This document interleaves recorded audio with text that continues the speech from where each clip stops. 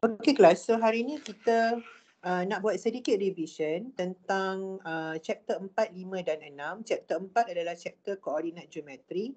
Dalam chapter 4 ni kita ada macam mana cara kita nak cari jarak di antara dua titik, macam mana kita nak cari titik tengah midpoint, macam mana kita nak cari kecerunan gradient, macam mana kita nak tahu apa kecerunan bila ada dua line yang parallel selari dan juga dua line yang perpendicular berserenjang.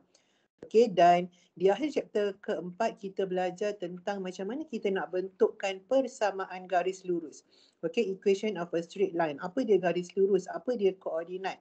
Okey, so semua tu dalam chapter 4. Kemudian kita akan pergi ke chapter yang kelima iaitu chapter differentiation. Okey, chapter pembezaan. Dalam chapter differentiation kita akan belajar macam mana cara nak membezakan sesuatu persamaan secara general. Okay, basic differentiation. Kemudian kita belajar macam mana kita nak differentiate chain rule kalau dia melibatkan persamaan-persamaan yang melibatkan chain function.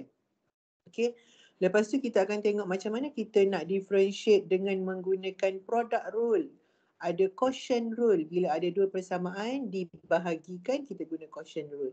And then kita nak tengok macam mana proses differentiation tu sebenarnya adalah cara untuk kita cari gradient sesuatu garis lurus. Okey, itu ada dalam chapter 5 dan chapter 6 adalah berkenaan dengan integration, di mana integration ni adalah anti kepada differentiation atau kita panggil dia anti-derivative, dia adalah opposite. Okey, maksudnya kalau differentiation kaedah dia macam ni, integration akan berlawanan dengan proses differentiation. Okey, so itu adalah chapter yang ke-6. Dan kita ada 7 chapter. Chapter yang ke-7 adalah trigonometry, tetapi kita cubalah kalau sempat saya cover, kalau tak kita tengok dulu 3 chapter 4, 5 dan 6. Bukan kerana chapter 7 tak masuk final, masuk semua chapter. Okey, cumanya saya assume chapter 7 tu kita last sekali belajar hari tu, so kita fresh lagi. Kita nak buat revision chapter-chapter yang sebelum itu. Okey, so kita cuba sedaya upaya mana yang kita boleh cater ataupun tengok hari ni. Kita mulakan dengan chapter 4 iaitu koordinat geometri. So, kalau berkenaan dengan koordinat geometri ni, benda paling penting yang awak kena tahu yang pertama adalah dua axis. Okey, x-axis dan juga y-axis. Apa dia x-axis, apa dia y-axis? So, saya rasa semua orang dah familiar, dah tahu. Kalau x-axis mestilah axis yang melintang. Okey, horizontal axis, yang ini kita panggil dia x-axis. Okey, kita denote dia macam ni X. Dan vertical axis yang menegak macam ni kita panggil dia adalah Y axis. So X axis dan Y axis ni dia ada dua bahagian. Kalau untuk X axis yang di sebelah kanan ini positive value. Kita bermula dengan titik kosong dekat tengah-tengah ni. Okey, lepas tu dekat sini 1, 2, 3, 4, 5 sampailah beberapa nombor 100, 200 ribu pun. Okey, cumanya di sebelah kanan dia mestilah positive value dan di sebelah kiri untuk x-axis dia adalah negative value.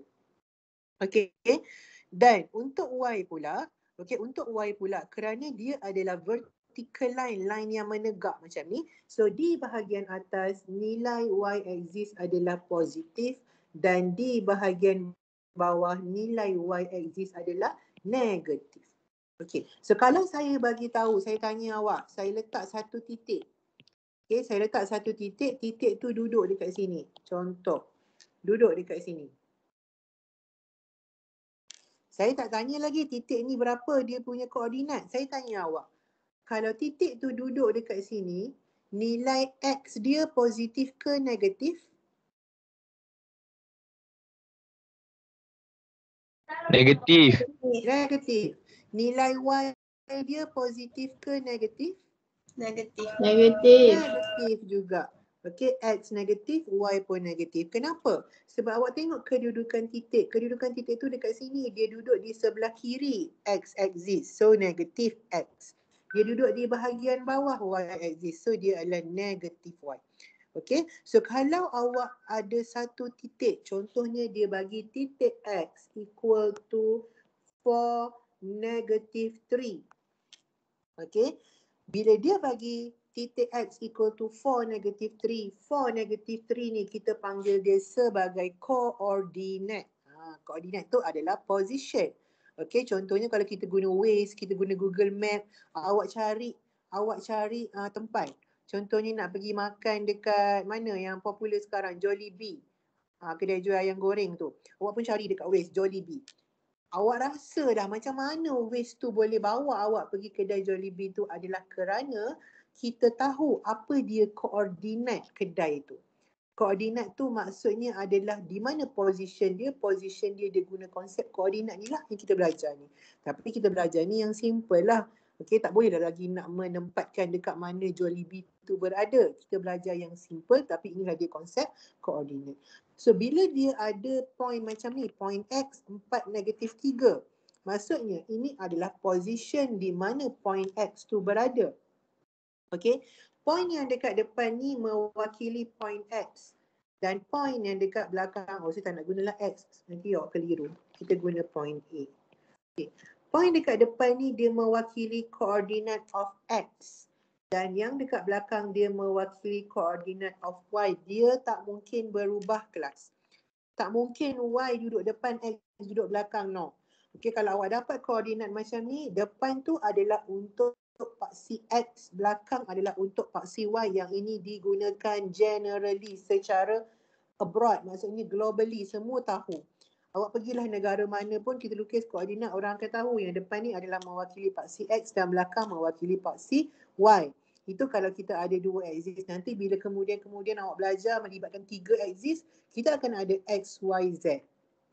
Okay, so ini adalah koordinat. So bila kita bagi position koordinat A, 4 negatif 3, maksudnya nilai X dia positif, nilai Y dia negatif. Dia duduk dekat mana?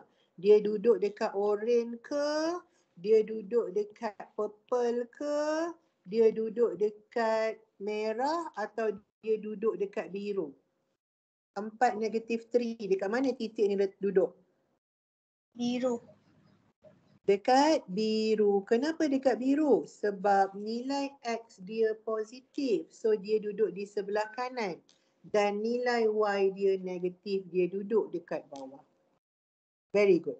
Okay, so awak tahu titik awak duduk dekat dalam kotak warna biru. Dekat mana titik awak duduk? Kita baru nak tengok nilai dia. So sekarang dia kata nilainya adalah positif 4X. Maksudnya untuk paksi X, dia duduk dekat positif 4. So katakanlah ni positif 1, positif 2, positif 3, positif 4. So dia duduk di sepanjang garisan ni. Kemungkinan. Ni baru X Okay, di sepanjang garisan ni. Sebab ini adalah X sama dengan 4. Tapi kita diberitahu dia duduk juga di Y sama dengan negatif 3. So Y negatif 3, sini katakan negatif 1, sini negatif 2, sini negatif 3. So Y negatif 3 adalah dekat sini. Okay, so dekat mana titik A duduk? Titik A duduk dekat atas ni. Di mana sinilah dia kedudukan X sama dengan 4 dan kedudukan Y sama dengan negatif 3. So bila kita nak pergi mana? Kita nak pergi X sama dengan 4, Y sama dengan negatif 3. Dekat sini je kita akan sampai. Kita tak mungkin akan sampai dekat sini. Dekat sini bukan X 4 negatif 3. Dekat sini X 5 negatif 2. Tengok ni 5, ni negatif 2. Sebab itulah koordinat boleh bawa kita ke sesuatu tempat itu dengan tepat. Dengan syarat kita tahu koordinat dia berapa. Okay. So ini yang dinamakan sebagai koordinat. Maksudnya kita ada dua aksis. Yang pertama aksis X dan aksis Y. Aksis X melintang horizontal dan aksis Y menegak vertikal. Okey, aksis X belah kanan positif, belah kiri negatif. Aksis Y belah atas positif, belah bawah negatif. Itu maklumat pertama yang awak kena tahu. Next, kita ada juga yang kita panggil sebagai origin. Apa dia maksud origin? Kalau maksud origin dalam bahasa Melayu ni adalah titik asal. Asal. Okey, awak punya asal.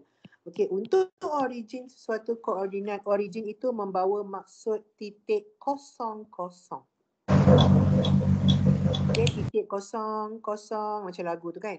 Okey, so dekat mana titik kosong? Titik kosong dia ada dekat sini. Dekat tengah-tengah ni, saya tengah lukis kat atas graf ni, dekat tengah-tengah ni, sinilah dia titik kosong kosong. So kalau awak jumpa ayat dia bagi tahu line, okay, garis lurus melalui origin, maksudnya garis lurus tu dia duduk dekat sini. Melalui origin. Ataupun garis lurus tu dia duduk dekat sini. Dia melalui origin. Okey kelas, sekejap Sebab saya punya office tiba-tiba blackout. So internet saya blackout. Kejap. Tapi suara saya boleh dengar kan? Boleh. Nota masih lagi nampak betul?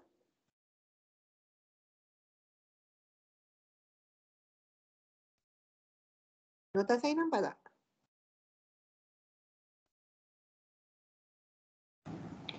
Nampak.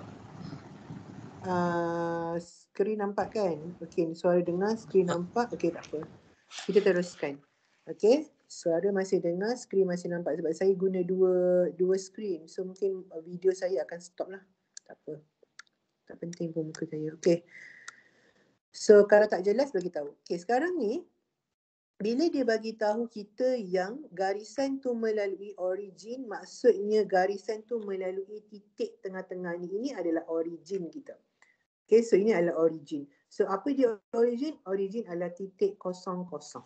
Okay, so itu adalah yang kedua yang awak kena tahu, dan yang ketiga adalah berkaitan dengan koordinat. Okay, so bila kita ada koordinat, contohnya macam titik A, X, Y. Dia akan tulis macam ni. Contoh, titik A, 5, 3. Maksudnya apa? Maksudnya titik A berada pada axis X, X-axis kedudukannya 5, Y-axis kedudukannya 3. Itu adalah koordinat. Okay, so bila kita ada sesuatu graf, kita akan ada banyak titik dekat atas tu. Okay, contoh saya lukis satu graf. Kita ada axis Y, ini adalah Y-axis kita, dan kita ada axis X. Okay, so kita mungkin akan ada point dekat sini satu, point dekat sini satu. Okay, so kedua-dua point ni boleh dihubungkan dengan satu garis lurus yang menghubungkan dua point. Okay, dia ada satu garis lurus yang boleh menghubungkan kedua-dua point. Okay, ini point pertama, ini point kedua. Katakanlah point pertama ni saya tulis dia sebagai koordinat dia adalah X1, Y1. Okay, untuk point yang kedua koordinat dia adalah X2, Y2. Contoh. Kita tukarlah, bagi yang pertama ni duduk bawah. Okay, yang kedua ni dia duduk atas.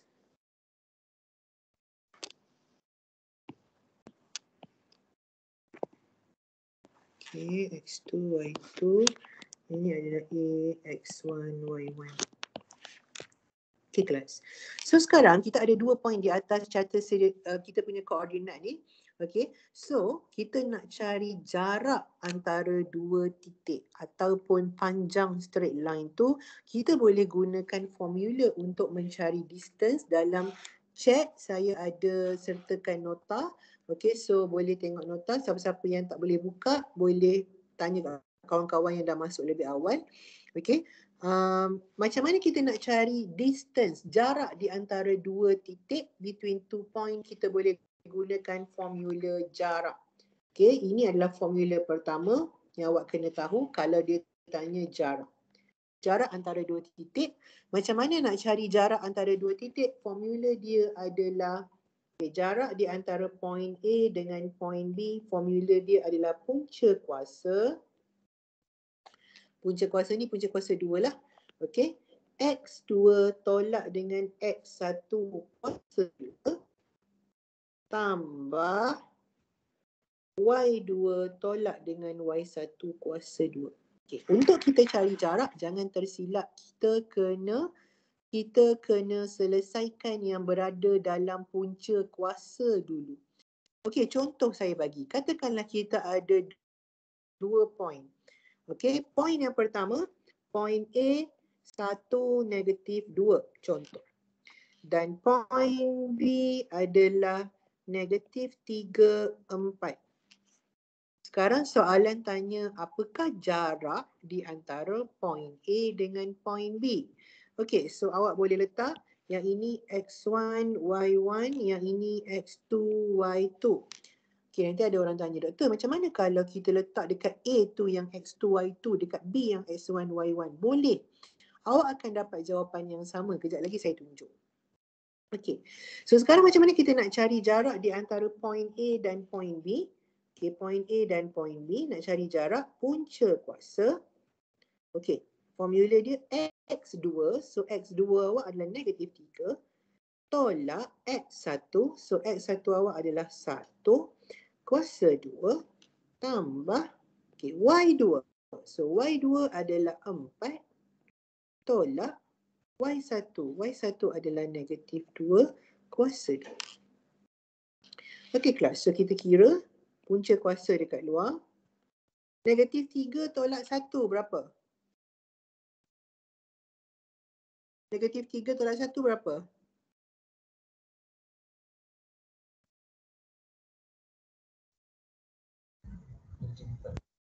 Negatif 4 kuasa 2.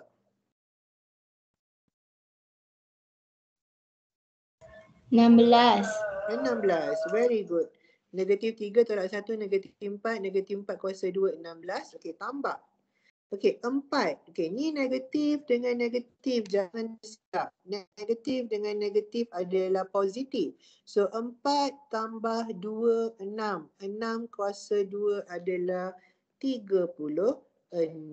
So, sekarang kita ada punca kuasa 16 tambah 36 sama dengan 52. Dapatlah jaraknya adalah punca kuasa 52. Ataupun awak boleh tekan kalkulator untuk cari punca kuasa 52 bersama dengan berapa. Kejap saya ambil kalkulator. Okey, kita tengok punca kuasa 52 bersamaan dengan berapa. Okey, punca kuasa 52 bersamaan dengan 7.211. So jarak dia adalah 7.211. So saya nak tunjuk macam mana kalau awak terbalik. Awak letak point A ni adalah X2, Y2. Okay. 1 negatif 2. B adalah negatif 3, 4. So yang ini adalah X2, Y2. Tadi kita letak X1, Y1. Macam mana kalau terbalik? Yang ini X1, Y1. Okey, so sekarang bila kita cari jarak A dengan B, kita masuk dalam formula. Formulanya adalah X2 tolak X1. Sekarang X2 kita adalah 1 tolak dengan X1. X1 kita adalah negatif 3. Okey, tambah Y2. So Y2 kita adalah negatif 2 tolak dengan Y1. Y1 kita adalah 4.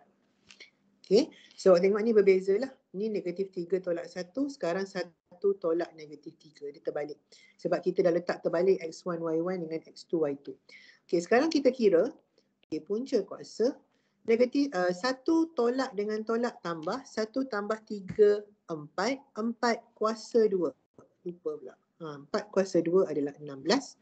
Tambah. Negatif 2 tolak 4. Negatif 6. Negatif 6 kuasa 2 adalah positif 36.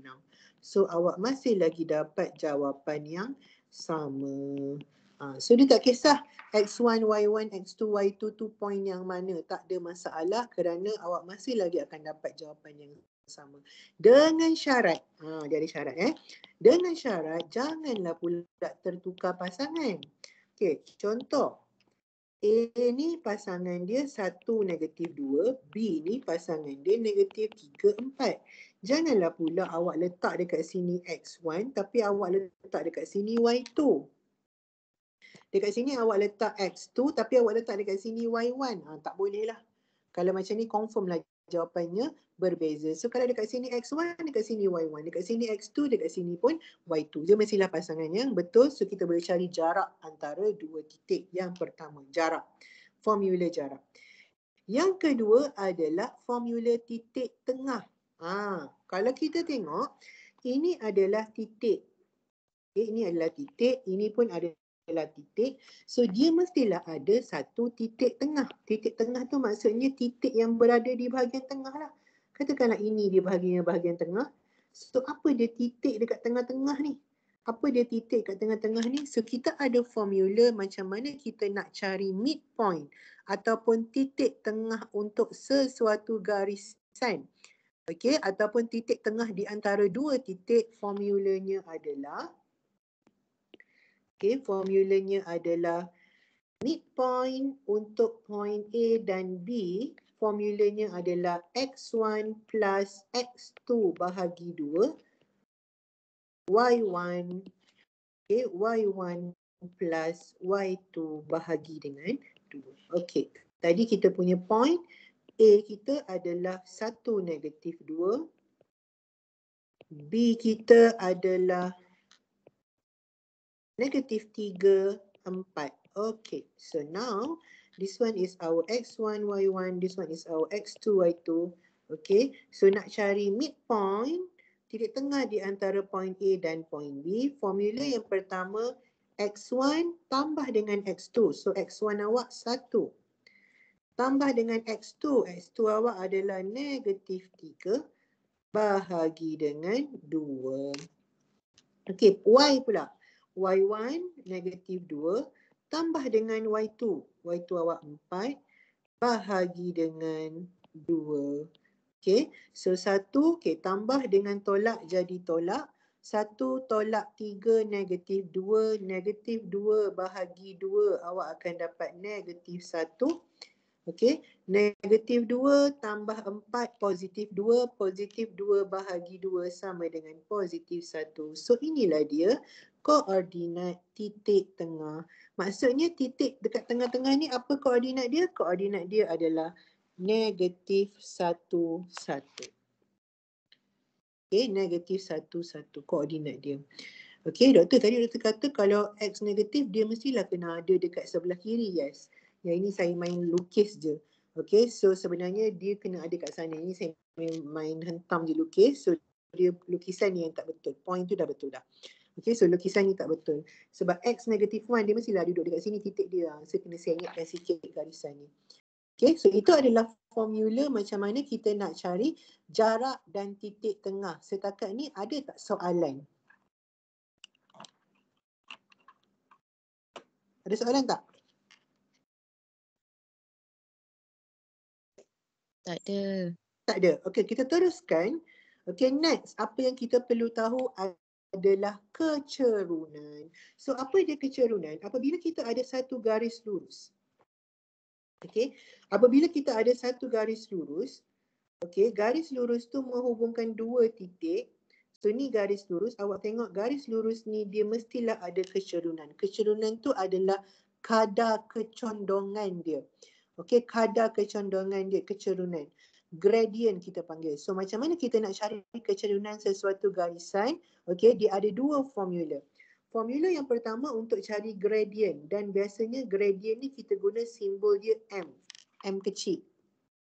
Okey, macam mana kita nak cari kecerunan gradient untuk garisan yang menghubungkan point A dan point B? Formulanya adalah Y2 tolak Y1 bahagi dengan X2 tolak X1. Contoh tadi kita ada point A kita adalah 1, negatif 2. Point B kita adalah negatif 3, 4. Okey, contoh. Okey, point A kita adalah 1, negatif 2. Point B kita adalah negatif 3, 4. Contohnya. Okey, macam mana kita nak cari kecerunan garisan ini? Okey, kita letakkan yang ini X1, yang ini Y1, yang ini X2, yang ini Y2. Masukkan sahaja dalam formula kecerunan. Y2 tolak Y1. So Y2 awak 4 tolak dengan Y1 awak negatif 2. So 4 tolak dengan negatif 2. Okey, bahagi dengan X2 tolak X1. So X2 awak adalah negatif 3. Okey, X1 awak adalah 1. So tolak. Okay, so negatif positif. So M sama dengan 4 tambah 2, 6 bahagi dengan negatif 3 tolak 1 adalah negatif 4. Okay, so 6 bahagi negatif 4 awak akan dapat kecerunan awak adalah negatif 1.5. Okey, yang ini point ni sebenarnya kalau saya lukis betul-betul, kejap saya lukis betul-betul So, kau tak nampak. Point yang pertama adalah 1 negatif 2, maksudnya dia duduk kat sini. X dia 1, Y dia negatif 2. Dan point yang kedua adalah negatif 3, 4. So dia duduk dekat sini. Okay, so garisan awak tu macam ni. Okay. Okay, so sekarang awak dapat kecerunan awak adalah negatif 1.5. Itu adalah cara nak cari kecerunan Y2 tolak Y1 bahagi X2 tolak X1 kalau awak ada 2 point. Satu lagi cara nak cari kecerunan, berkemungkinan, okay, berkemungkinan garisan awak tu melalui X dan Y. Okay, berkemungkinan garisan awak dia melalui X dan Y. Okay, contohnya kita ada satu axis dan kita punya garisan tu macam ni. Okay, kejap. Garisan kita macam ni. Ni garisan awak. Okay, so bila dia melalui X dan Y, kita ada satu point dekat sini yang kita panggil sebagai Y-intercept. Apa maksud Y-intercept? Maksud Y-intercept adalah titik di atas paksi Y. So ni titik di atas paksi Y, kita panggil dia Y-intercept. Dan kita ada satu titik dekat sini, kita panggil dia sebagai X-intercept. Apa maksud X-intercept? X-intercept adalah titik di atas paksi X. So kalau awak ada 2 point ini pun dah boleh cari kecerunan. Formula untuk cari kecerunan kalau awak ada X-intercept dan Y-intercept adalah negatif Y-intercept bahagi dengan X-intercept. Ini formula. Okay, so katakanlah soalan bagi tahu awak punya garisan ini koordinat dia adalah 05, yang ini koordinatnya adalah 30. Apa maksud dia? Maksudnya adalah pada titik X sama dengan 0. Kalau titik X sama dengan 0, maksudnya titik tu ada di atas paksi Y. Kalau titik Y sama dengan 0, maksudnya titik tu berada atas paksi X. Okay, so ini adalah awak punya Y-intercept, ini adalah awak punya X-intercept. So, formula nak cari kecerunan negatif Y-intercept 5 bahagi dengan X-intercept 3. Terus dapat kecerunan. Itu kalau awak ada Y-intercept dan X-intercept. Yang ini kalau awak ada 2 point X1, Y1 dan X2, Y2.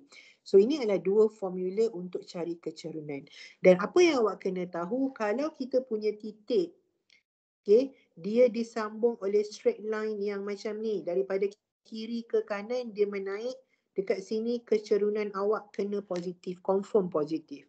Tetapi kalau garisan awak tu daripada kiri ke kanan dia menurun macam ni, maksudnya awak punya kecerunan adalah negatif, kurang daripada 0. Sebab tu tadi kita tengok garisan kita macam ni, awak tengok daripada kiri ke kanan dia turun. Sebab itulah awak dapat kecerunan awak negatif. Sama juga macam X-intercept dengan Y-intercept ni, kalau awak tengok garisan awak daripada kiri ke kanan turun. So dia punya kecerunan negatif. Tapi kalau awak ada garisan yang daripada kiri ke kanan dia menaik macam tu, ini kecerunan dia positif, besar daripada 0. Kalau kita ada garisan yang melintang macam ni. Okay, garisan kita melintang, ini M kita adalah 0. Dia tiada kecerunan, dia mendata je, tiada kecerunan. Dan kalau kita ada garisan yang menegak macam ni, okay, kecerunan dia adalah undefined ataupun tidak boleh dikenal pasti. Okay, so ini adalah kecerunan. Saya pergi go through summary. Okay, and then kita belajar tentang 2 jenis garisan, iaitu garisan parallel dan juga garisan perpendicular. Garisan parallel adalah garisan selari. Ada 2 garisan selari, katakanlah ini garisan yang pertama A1 dan ini adalah garisan yang kedua A2. Kalau 2 garisan ini selari, kedua-dua garisan mempunyai dia punya kecerunan adalah sama. Kecerunan garisan yang pertama sama dengan kecerunan garisan yang kedua kalau kedua-dua garis itu selari. Kalau ada 3 garis selari, 1, 2, 3. Ini kecerunan pertama, ini kecerunan garis kedua, ini kecerunan garis ketiga. Kalau tiga garisan ini selari paralel, maksudnya kecerunan garis yang pertama sama dengan kecerunan garis yang kedua, sama dengan kecerunan garis yang ketiga. Okey kelas, katakanlah saya bagi dekat awak. Garisan A dengan garisan B ni parallel. Saya cakap kat awak, garisan A dia punya kecerunan adalah 5. Berapa kecerunan garisan B? Berapa kecerunan garisan B?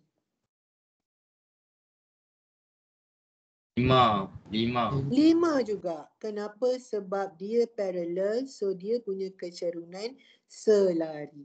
Okey. Tetapi kalau dia perpendicular, perpendicular ni maksudnya berserenjang. Berserenjang ni maksudnya dia opposite, dia membentuk bentuk X macam ni, membentuk sudut tegak. Ini garisan A, ini garisan B. Ini kecerunan garisan A, ini kecerunan garisan B. Kalau dia perpendicular berserenjang, dia punya kecerunan tak sama. Tetapi kita ada hubungan di antara kedua-dua kecerunan di mana kecerunan garisan pertama darab dengan kecerunan garisan kedua mesti kena dapat negatif 1. Okey, mesti kena dapat negatif 1. Kalau saya cakap ke awak, okey, kita ada 2 perpendicular line. 2 line yang perpendicular. Line A mempunyai kecerunan bersamaan dengan 5, manakala line B kecerunan dia tidak dapat dikenal pasti. Cari kecerunan line B. Macam mana kita nak cari kecerunan line B? Tadi kalau dia selari senang, dia sama terus. Kalau line A kecerunannya 5, line B pun kecerunannya 5 kalau selari. Tetapi bila dia perpendicular, okey, macam mana kita nak cari satu kecerunan kalau diberi satu lagi garisan punya kecerunan? Kita guna formula kecerunan garisan pertama darab kecerunan garisan kedua mesti kena dapat negatif 1. So sekarang kita ada kecerunan garisan pertama 5.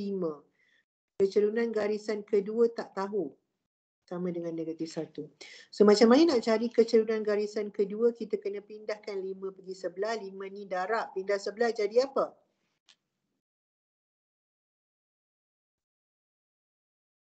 Darab pindah sebelah jadi apa kelas? Bahagi. So dapatlah negatif 1/5. Inilah dia kecerunan garisan B, negatif 1/5. Itu kalau dia perpendicular. Ini soalan yang sangat popular dalam final. Sekejap lagi kita tengok contoh. Okey. So itu adalah bahagian kecerunan, gradient. Macam mana nak cari kecerunan? Ada 2 formula. Macam mana nak cari parallel punya kecerunan dan perpendicular punya kecerunan pun ada cara dia. Okey, kalau parallel sama, kalau perpendicular kecerunan tu kedua-duanya awak darab, awak dapat negatif 1. Okey, sekarang kita nak tengok macam mana caranya kita nak tulis equation of straight line, persamaan garis lurus. So, saya nak awak ingat satu formula ini. Formula nak cari garisan lurus, persamaan garisan lurus adalah Y tolak Y1 sama dengan M X tolak X1. Nilai yang awak kena isi adalah nilai Y1 dan X1 yang datangnya daripada any point di atas garisan dan juga nilai M, di mana nilai M adalah nilai kecerunan. So katakanlah soalan suruh awak tulis persamaan garis lurus untuk point A 1 negatif 2. Okay. Point A 1 negatif 2 dan point B 3, 4 contoh. Dia suruh awak tulis garis persamaan garis lurus yang menghubungkan point A dan point B. So awak boleh letak mana-mana point sebagai X1, Y1, X2, Y2 mana-mana. So benda pertama awak kena cari adalah kecerunan. So macam mana nak cari kecerunan apabila dia bagi kita 2 point? Formula nak cari kecerunan adalah Y2 minus Y1 bahagi X2 minus X1. So sekarang Y2 kita 4, tolak dengan Y1 kita negatif 2, bahagi dengan X2 kita 3, tolak dengan X1 kita 1. Okay, so 4 tolak tambah, so 4 tambah 2, 6, 6 bahagi dengan 2, so awak dapat kecerunannya 3. So dah selesai dapat M. Apa dia X1 dengan Y1? Awak pilih. Awak nak guna yang ini pun boleh. Awak nak guna point ini pun boleh. So sekarang X, katakanlah kita nak guna point yang pertama. So ini kita punya X, ini kita punya Y. So sekarang masukkan saja dalam formula. Okay. Y tolak. Y1. Apa dia Y1? This one. Negatif 2 sama dengan M. M kita dah cari dah ni. 3.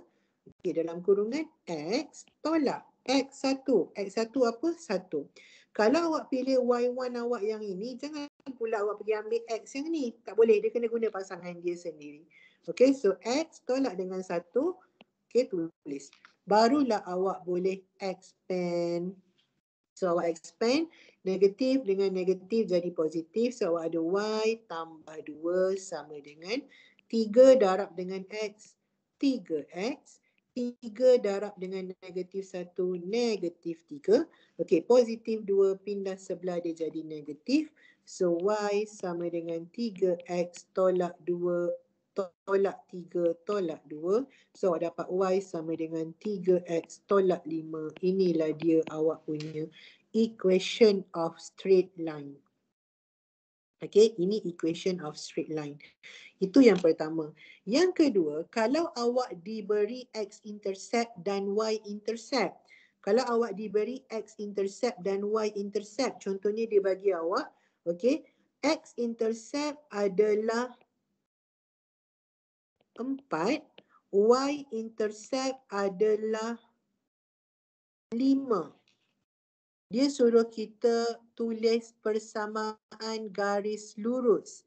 Okay, so kita ada formula untuk persamaan garis lurus kalau diberi x-intercept dan y-intercept. Formulanya adalah x over A tambah y over B sama dengan 1. A ni x-intercept, B ni y-intercept. So directly awak akan dapat x over 4 tambah y over 5 sama dengan 1. And then kita kena pindah-pindahkan untuk kita dapat y sama dengan apa. Itu adalah persamaan garis lurus kalau diberi x-intercept, y-intercept. Sekarang kita nak tengok contoh soalan final berkenaan dengan chapter 4. Okay.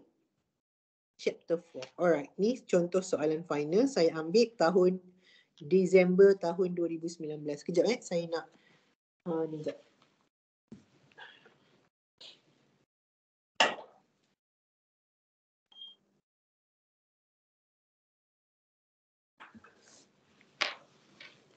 Sekejap saya nak betulkan balik.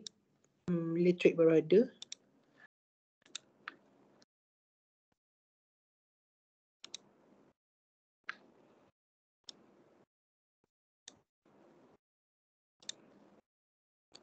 Okey. Boleh nampak ke skrin saya sekarang?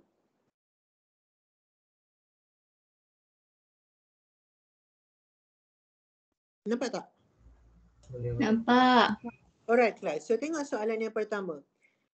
Given the straight line y equal to 1 over 3x minus 1 over 3 is perpendicular to the line that passes through point P20 and point QXY. Find the equation of the straight line PQ. Okay. Sekarang dia cakap macam ni. Kita ada satu straight line. Okay, kita ada satu straight line. Persamaan straight line tu adalah y sama dengan 1/3 x tolak 1/3. So bila kita ada persamaan straight line, awak kena tahu tentang general form of straight line. So general form of straight line punya equation adalah y sama dengan mx plus c. Okay. Di mana yang duduk dengan X ini adalah kecerunan, gradient. Dan yang duduk dekat belakang ini adalah y-intercept. Okay, so sekarang kalau awak tengok dekat sini, awak tahu yang dia punya gradient untuk garisan ni, M dia adalah 1/3. Itu maklumat yang kita dapat. Okay, sebab untuk persamaan garis lurus yang mana yang duduk dengan X adalah gradient. Yang kita buat tadi tu, mana? Kalau awak tengok, ni kan persamaan kita punya garis lurus yang kita dapat. Ini gradient. Tengok, sama dengan yang awak kira, gradient. Okay, yang duduk dengan X adalah gradient dan yang ini adalah dia punya y-intercept. Itu untuk persamaan garis lurus. So sekarang ni, soalan bagi tahu kita, dia ada satu line. Okay, persamaan line tu adalah 1/3 X tolak 1/3. Dan line ini perpendicular. Okay, line yang kita ada ni, dia perpendicular to the line that passes through point P20 dan point QXY. So let's namakan garisan pertama ni sebagai garisan A. So garisan A ni dia punya kecerunan adalah 1/3. Sekarang ni ini adalah garisan B. Garisan B ni dia bagi tahu ada point 20 dekat atas garisan. Katakanlah point tu dekat sini. Point 20. Sekarang dia suruh kita cari persamaan garisan B. Dekat atas garisan B ni ada point P, ada point Q. Okey, dia suruh kita cari persamaan garisan B. Okey, persamaan garisan yang menghubungkan P dan Q. So P dan Q ni yang menghubungkan dia garisan B lah. Nak cari persamaan garisan B, ingat tadi kita punya general form, Y tolak Y1 sama dengan M X tolak X1. Y1, X1 kita dah ada. Yang ini dengan yang ini. Yang kita tak ada sekarang adalah kecerunan. Tetapi dia bagi tahu garisan ni perpendicular kepada garisan yang ini. So, macam mana kita nak cari kecerunan dia? Ingat tadi saya cakap, bila garisan tu perpendicular, kecerunan yang pertama darab dengan kecerunan yang kedua kena dapat -1. Kita dah ada satu kecerunan. So 1/3 darab dengan kecerunan yang kedua, iaitu kecerunan garisan B ni, kena dapat sama dengan -1. So sekarang macam mana nak cari kecerunan M tu? Okay, bahagi 3 pindah sebelah jadi darab. So 1 darab M2 sama dengan -3. Darab pindah sebelah jadi bahagi. So M2 sama dengan -3 bahagi 1. So M2 sama dengan -3. Maksudnya kecerunan garisan B adalah -3. Sampai sini faham tak?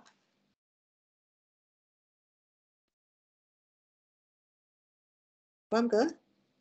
Faham. Okey.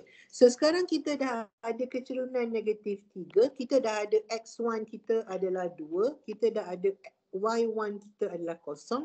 Awak cuma perlu masukkan sahaja. Y tolak 0 sama dengan -3. X tolak 2. Okey. So Y tolak 0, Y lah.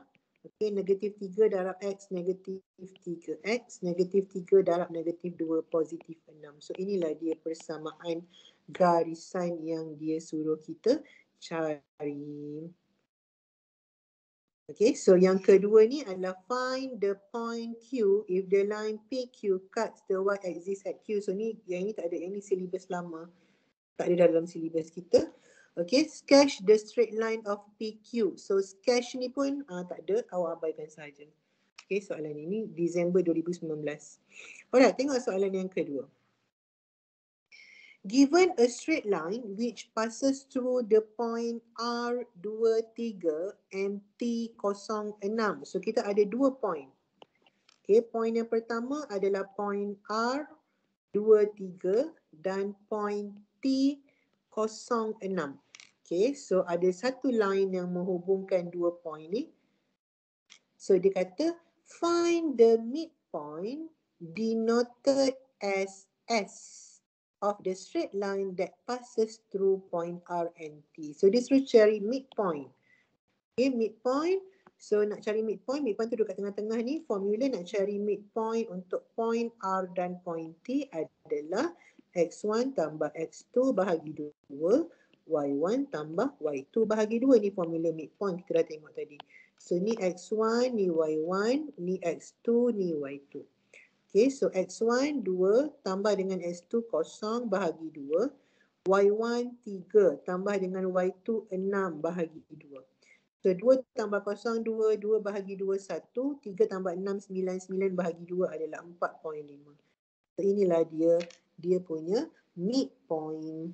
Ini soalan ni senang lah, direct. Dia suruh cari midpoint. Okay, tengok soalan Disember 2018.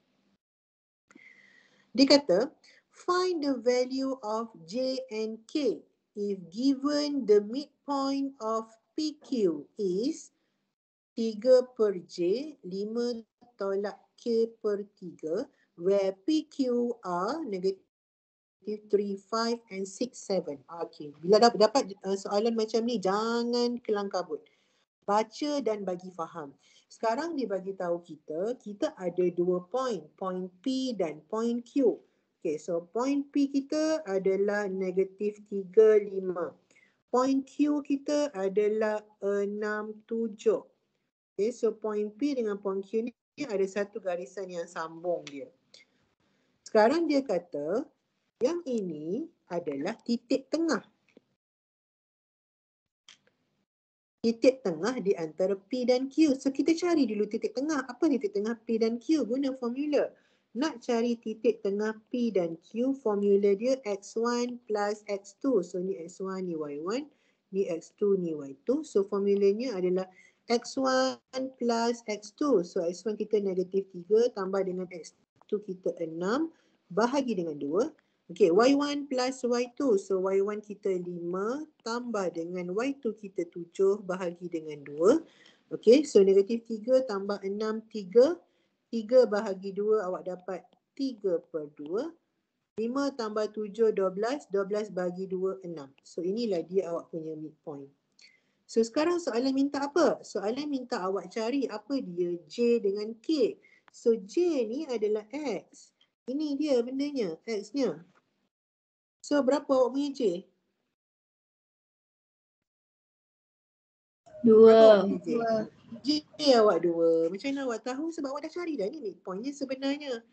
Cuma yang ini dia trick awak. Dia suruh awak cari J tu apa. So kita compare je lah. Okay, nak cari K. So ni adalah Y. Y sebenar adalah 6. So kita samakanlah. 5 tolak K bahagi 3 sama dengan 6. So macam mana nak cari K, kita kena pindah-pindah. Bahagi 3 pindah sebelah jadi darab. So 5 tolak K sama dengan 6 darab 3, 18. Okay, so 5 positif pindah sebelah jadi negatif. Negatif K sama dengan 18 tolak 5. So negatif K sama dengan 13. So nak hilangkan negatif dekat sini, letaklah negatif. Bawa negatif ni pindah sebelah. So K adalah negatif 13. So inilah nilai K. Okay, so kena baca soalan. Kena relax dulu baca soalan. Fahamkan apa yang soalan nak. Alright, tengok soalan next. Given 2 point A negative 3, 7 and B 8, negative 4. Find the equation of straight line AB. So ni awak kena ingat. Macam mana nak cari equation straight line? So sekarang soalan suruh cari equation straight line. Macam mana nak cari equation straight line? Oh, equation straight line kena guna formula ni. Y tolak Y1 sama dengan M. X tolak X1. Y1, X1 kita dah ada. Kita boleh pilih mana-mana point kita nak ambil, mana-mana point boleh. Yang kita tak ada sekarang ni adalah M. M ni apa? M ni kecerunan. Okey, macam mana nak cari kecerunan? Nak cari kecerunan kita ada formula iaitu X2 minus X1. Sorry. Apa formula nak cari kecerunan? Y2 minus Y1 bahagi X2 minus X1. Okay, so ini kita punya X1, ini kita punya Y1, ini kita punya X2, ini kita punya Y2. Masuk je dalam formula. Y2 kita negatif 4 minus Y1 kita negatif 3 bahagi dengan X2 kita 8 minus X1 kita, Negative 4, Y1 kita adalah 7. Negative 4 minus 7. Okay, X2 kita 8. Minus dengan X1 kita negative 3. Okay, negative 4 minus 7, negative 11. 8 minus minus positif. So, 8 tambah 3, 11. So, negative 11 bahagi 11, negative 1. Maksudnya kecerunan kita adalah negatif 1. So, sekarang kita boleh buat. So, Y tolak Y1. So, Y1 ni awak boleh sama ada nak ambil point ni pun boleh, nak ambil point ni pun boleh. Mana-mana point. Okay, so katakan kita ambil point yang pertama. So, Y1 kita adalah 7. Sama dengan M. M kita dah cari tadi. Negatif 1. X tolak X1. So, X1 kita negatif 3.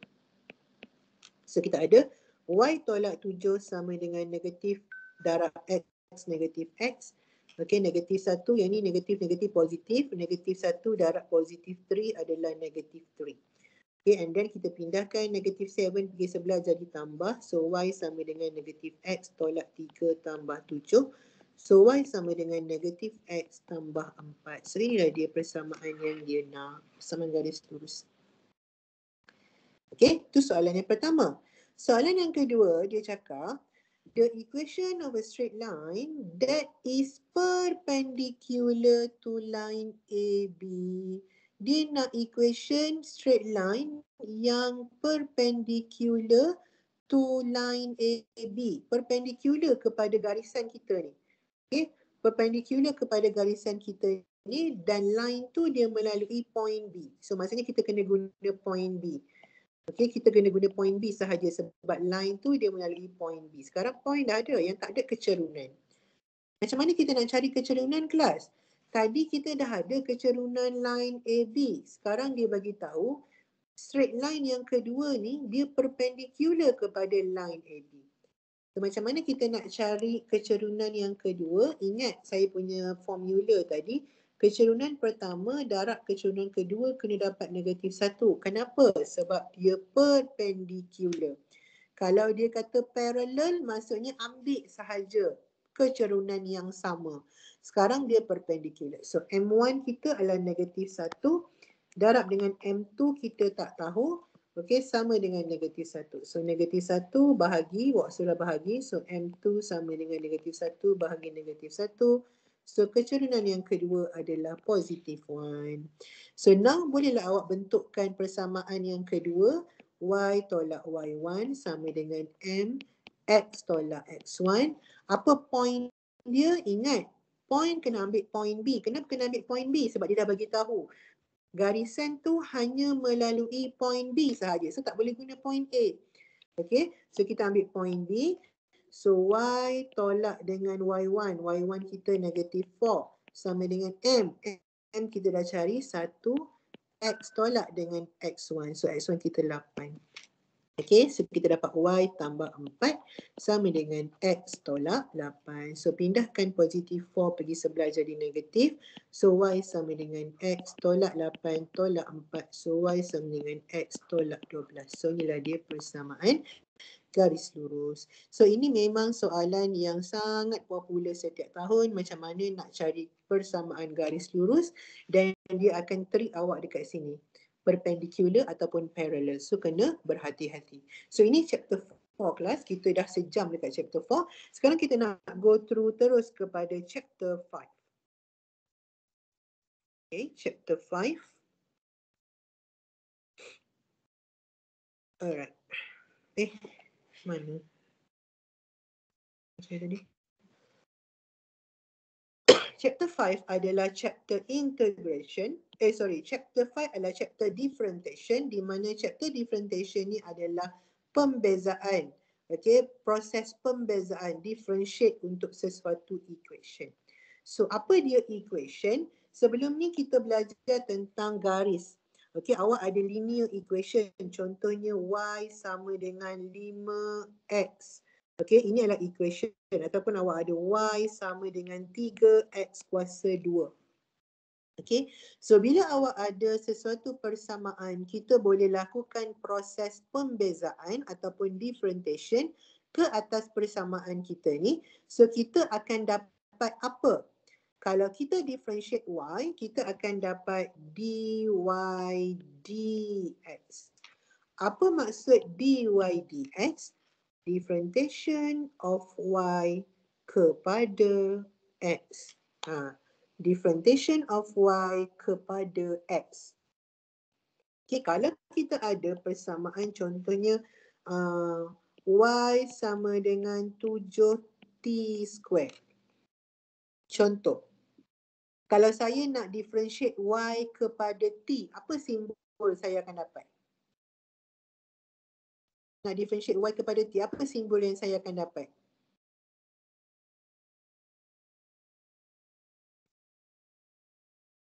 Apa simbolnya? Nak differentiate y kepada t, kelas? dy dt. dy dt, very good. Apa maksud dia? Differentiation of y kepada t. So, yang kita akan kacau adalah nilai dekat bawah. Kalau dikata kat bawah ni x, kita akan kacau x. Kalau kat bawah ni t, kita akan kacau t. Okay, so macam mana kita nak buat proses differentiation? So, proses differentiation, dia akan melibatkan dua operasi iaitu darab dan tolak. Okay, katakanlah kita ada y sama dengan 7x kuasa 2. Okay, y sama dengan 7x kuasa 2. Macam mana kita nak cari differentiation of y kepada x? Caranya adalah awak darab. Kuasa kat belakang ni bawa pergi depan darab. 7 darab dengan 2, awak dapat 14x. Kuasa ni awak tolak 1. X. 2 tolak 1 berapa? 1. So, awak dapat dy dx sama dengan 14x. Ini cara nak differentiate. Okey, kalau kita ada contohnya y sama dengan 5x. Macam mana nak differentiate? Doktor, tak ada pun kuasa dekat belakang x ni. Dekat belakang ni ada kuasa tak x ni? Berapa kuasa x kat belakang ni? 1. So, bila kita buat proses differentiation dy dx, okay, so 1 darab dengan 5, awak akan dapat 5x. 1 tolak dengan 1, kuasa dia kosong. Kalau apa-apa nombor kuasa kosong, tak kisahlah nombor tu besar ke kecil ke, x ke y ke z ke t ke u ke v ke. Okey, tapi kalau kuasa dia kosong, nilainya adalah sama dengan 1. So disebabkan x ni kuasa kosong, nilainya sama dengan 1, so kita tak payah tulis. So dia tinggallah dy dx sama dengan 5. Konsep dia, kuasa darab dengan nombor dekat depan, kuasa dekat belakang tolak dengan 1. Okey, contoh. Y sama dengan x kuasa 7. Doktor, tak ada apa nombor dekat depan ni. Macam mana kita nak darab? Dekat depan tu ada nombor apa, kelas? 1. Dekat depan ni sebenarnya ada nombor. Nombor dia 1. Kita tak nampak lah sebab 1 tak payah tulis.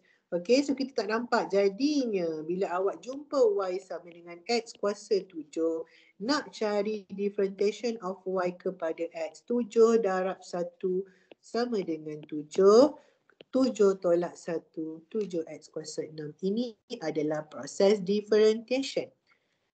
Ini adalah proses differentiation. Panas pula saya tak ada elektrik office ni. Okey, so ini adalah proses differentiation. Okey, kelas. Contoh lagi. Kalau kita ada y sama dengan 5. Kita nak differentiate y kepada x. Tadi doktor kata kalau dy dx, differentiate y kepada x, kita kacau x. Sekarang x tak ada pun kat belakang ni, nak kacau siapa? X ada tak dekat belakang ni sebenarnya? Sebenarnya ada tak x kat belakang ni, kelas?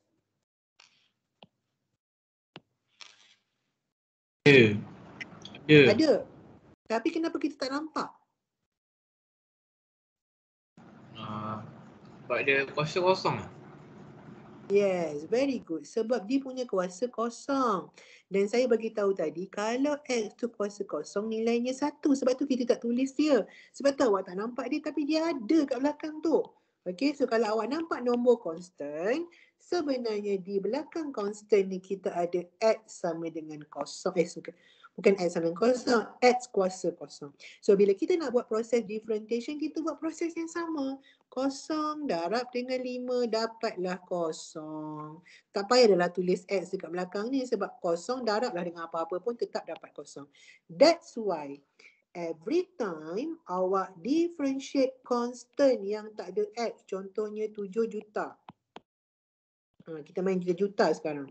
Y sama dengan 7 juta. Kita nak cari dy dx, nak differentiate kepada X. Automatic awak akan dapat sama dengan kosong. Automatic. Kalau dia constant, dia tak ada apa-apa X dekat belakang, automatic awak akan dapat sama dengan kosong. Reason dia yang saya bagi tahu tadi. Kerana dekat belakang ni ada X sebenarnya, cuma X dia kuasa kosong. Disebabkan X kuasa kosong sama dengan 1, so kebiasaannya kita tak tulis. Jadi bila kita buat proses differentiation, kosong darab dengan 7 juta kosong. Tak kisahlah nombor tu besar ke kecil ke, negatif ke positif ke. Okey, disebabkan X dekat belakang ni kuasa dia kosong, dia akan dapat directly sama dengan kosong.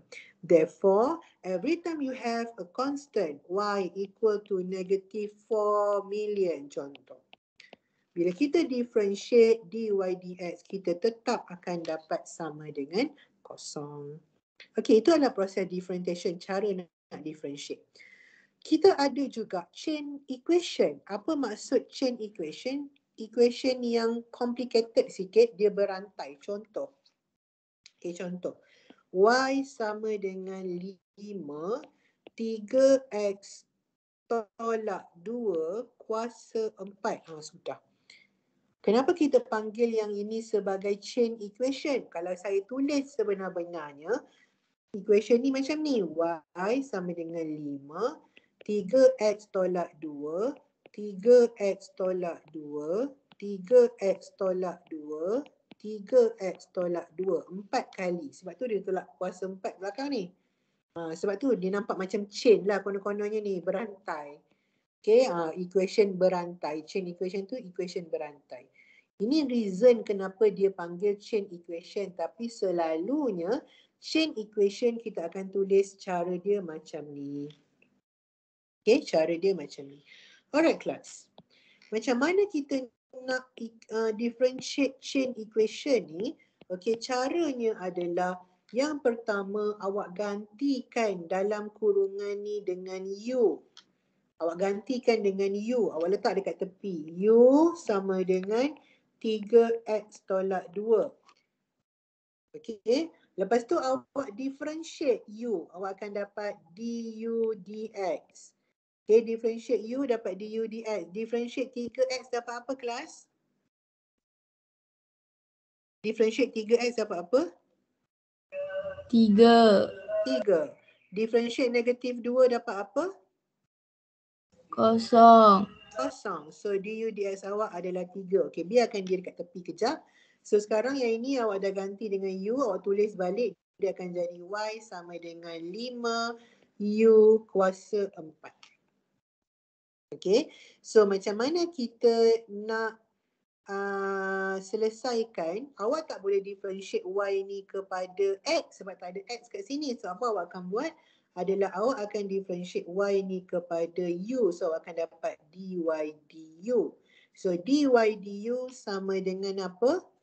Okay, differentiate yang ini dapat apa?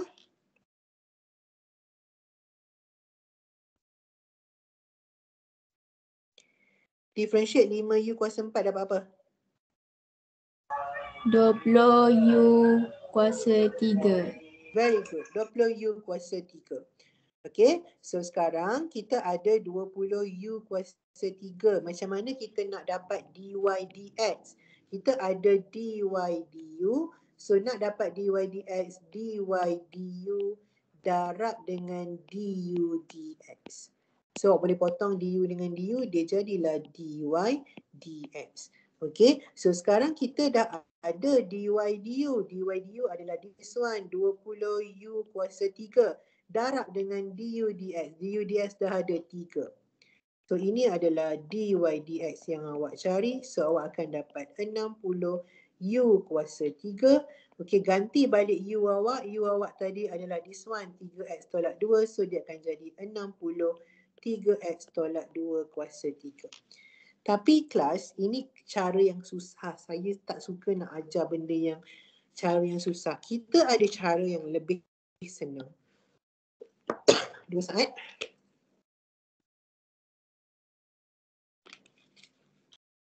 Okey. Macam mana cara yang lebih senang untuk kita differentiate chain equation? Okey, so cara dia adalah, tengok cara dia adalah, okey, kita ada y sama dengan 5 dalam kurungan 3x tolak 2 kuasa 4 dekat luar ni. Okey, so macam mana cara kita nak differentiate kalau kita ada equation macam ni, guna kaedah yang sama macam differentiate tadi.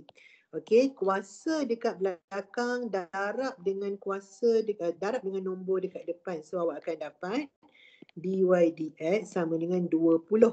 Lepas tu awak salin dulu dalam kurungan ni 3x tolak 2 kuasa ni kurang 1 tinggal 3.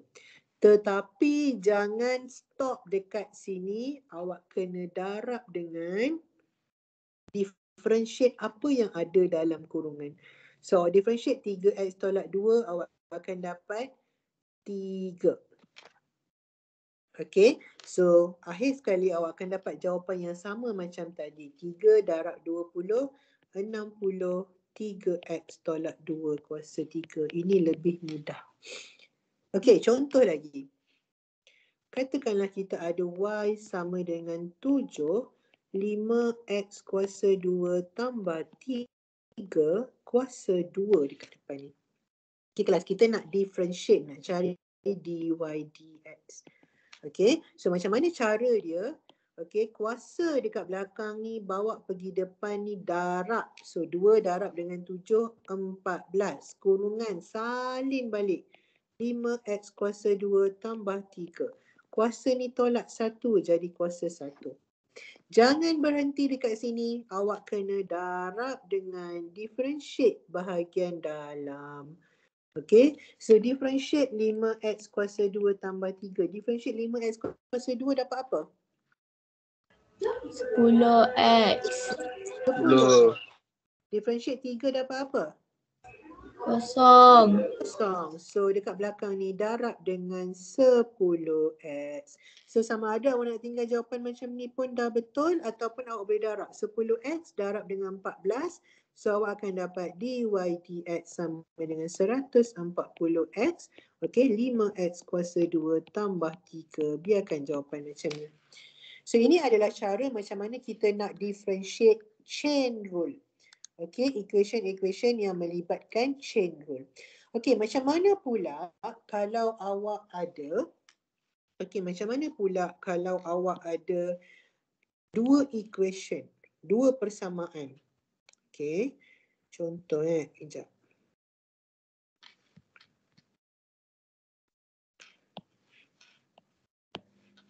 Y sama dengan 3x tambah 4. 5x square tambah 3x. Contoh. Okey, so kalau awak tengok, ini adalah dua persamaan. So macam mana kita nak differentiate bila dia melibatkan dua persamaan? Okey, kita kena guna product rule. Kalau awak tengok, ini adalah persamaan yang pertama. Okey, darab persamaan yang kedua. So kita kena guna product rule. Product rule formulanya adalah U darab dengan V prime tambah dengan V darab dengan U prime. Datang mana pula U dengan V ni? Okey kelas. So bila awak ada case macam ni, equation darab dengan equation, awak terus letak yang bahagian depan ni U, yang bahagian belakang ni V. Lepas tu kita tulis. Okey, U kita adalah 3x tambah 4.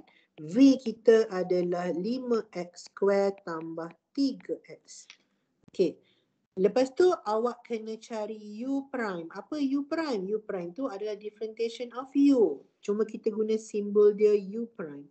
So differentiate U dapat apa? Differentiate U. 3. 3. Very good. Differentiate V dapat apa? Differentiate ni dapat apa? 10x 10x 10x tambah tambah 3. 3. very good. 10x tambah 3.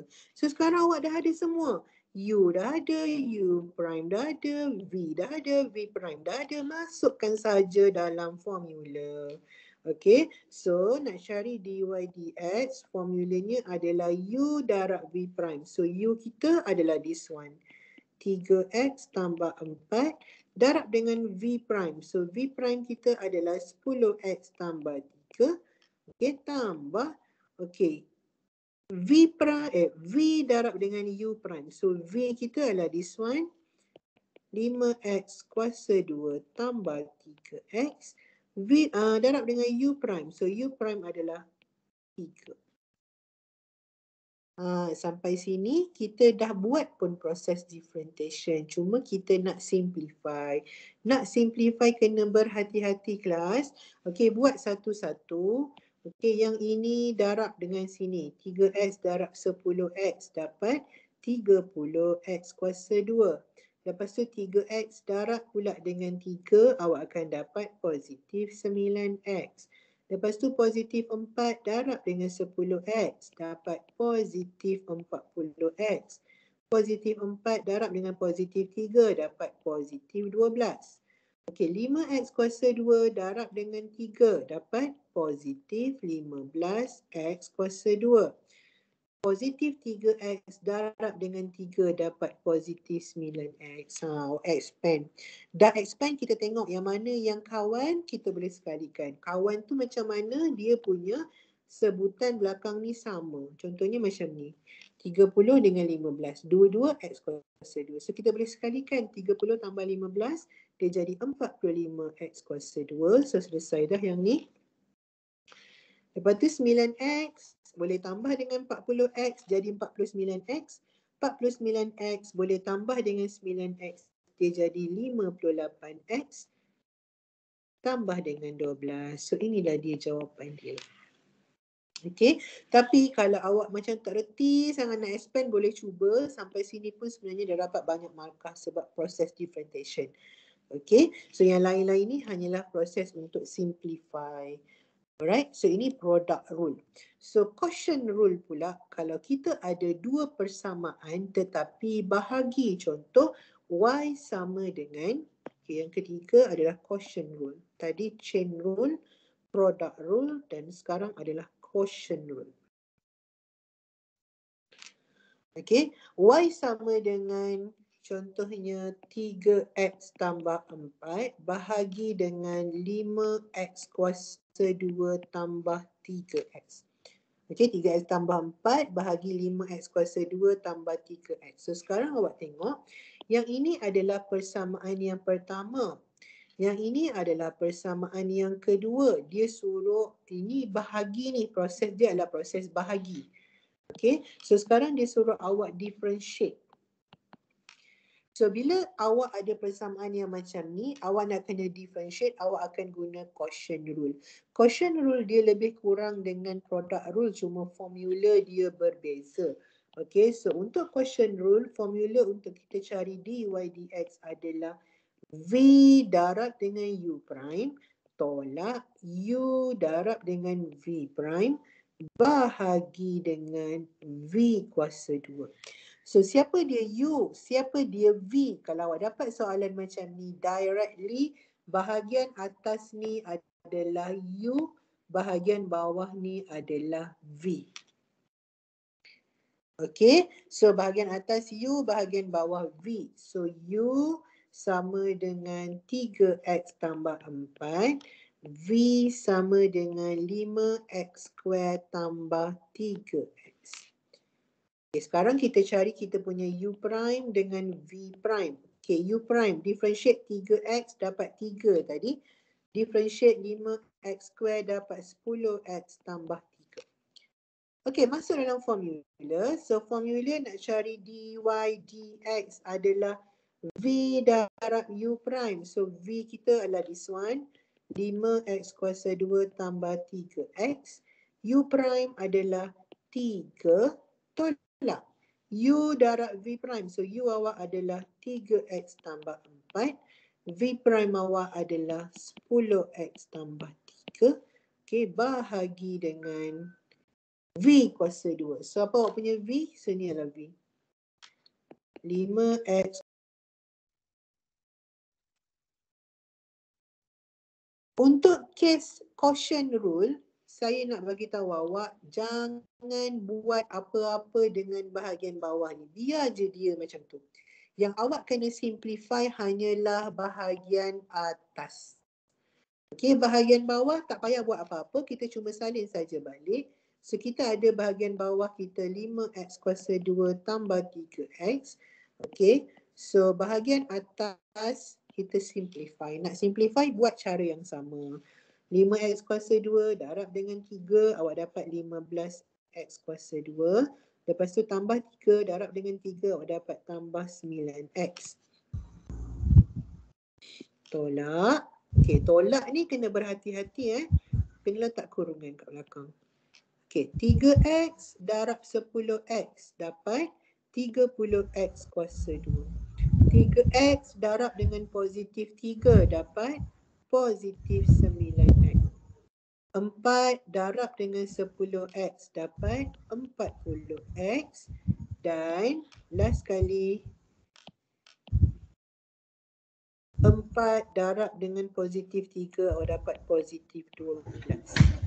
Okey, kenapa saya cakap negatif ni kena berhati-hati? Kerana negatif ni adalah semua orang punya. Semua, bukan yang paling depan sahaja, semua. So selalunya dekat sini lah student selalu careless.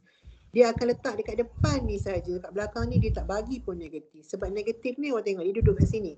Yang belakang ni adalah negatif ni adalah milik semua orang dekat belakang. Jadinya persamaan awak akan dapat dy dx sama dengan 15x kuasa 2 tambah 9x. Okey, negatif, positif, negatif 30x kuasa 2. Negatif, positif, negatif 9x. Negatif, positif, negatif 40x. Negatif, positif, negatif 12. Bahagian bawah jangan kacau, salin je balik. Alright, so sekarang kita nak simplify, nak tengok yang mana yang kawan-kawan. So 15x kuasa 2 tolak dengan 30x kuasa 2 dapat apa kelas? 15 tolak 30 dapat apa? Negatif 15. Negatif 15x kuasa 2, very good. 9x tolak 9x kosong. Okay, kosong tolak dengan 40x dapatlah negatif 40x. Tolak dengan 12 bahagi dengan 5x kuasa 2 tambah 3x kuasa 2. So inilah dia jawapan dia. So ini adalah dengan menggunakan product rule. Okey, kita nak tengok contoh pasir.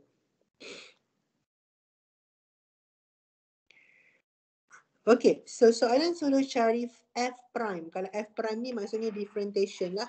Okey, f prime untuk the following function. Okey kelas. So tengok soalan yang pertama ni. Soalan yang pertama ni dia bagi fx sama dengan punca kuasa x square tambah 1. Kita tak ada belajar pun macam mana nak differentiate punca kuasa, memang tak ada.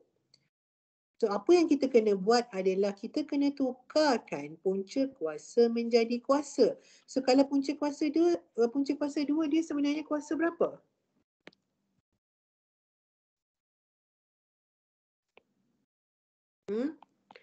Punca kuasa 2 dia kuasa berapa sebenarnya? Kuasa 2. Punca kuasa 2 bukan kuasa 2 sayang. Punca kuasa 2 kuasa berapa? 1/2. Okey, punca kuasa 2 adalah kuasa 1/2. Kalau kita tukar punca kuasa 2 dia akan jadi kuasa 1/2. Sudah. Macam mana nak differentiate ni? Dia ada kuasa kat luar, dia ada kuasa kat dalam. Inilah yang kita panggil chain rule tadi. Okey, bila kita nak differentiate chain rule, kita buat satu-satu. So sekarang kita nak differentiate fx, kita akan dapat F prime X. Ni simbol. Selalunya kalau simbol ni salah, saya pejam mata je. Okey, saya fahamlah awak nak differentiate, cuma tersilap simbol, tak ada masalah. Yang penting differentiate kena betul. Okey kelas. Nak differentiate kuasa darab dengan nombor dekat depan. Tak ada pun nombor dekat depan? Ada. Nombor dekat depan ni adalah 1. Sebab tu kita tak nampak. So 1/2 darab dengan 1, awak dapat 1/2. Dalam kurungan salin balik, saya cakap tadi ikut sahaja. Dekat belakang ni tolak 1. So setengah tolak 1, awak dapat negatif setengah. Jangan berhenti lagi. Bila chain rule, ingat awak kena darab dengan differentiate yang bahagian dalam ni. Okey, differentiate x square tambah 1 dapat apa kelas? 2x. 2x. Barulah selesai. Nak tinggal macam ni pun boleh. Kalau tak reti nak simplify. Ataupun kita boleh simplify. 2x bahagi dengan 2, awak akan dapat 1x.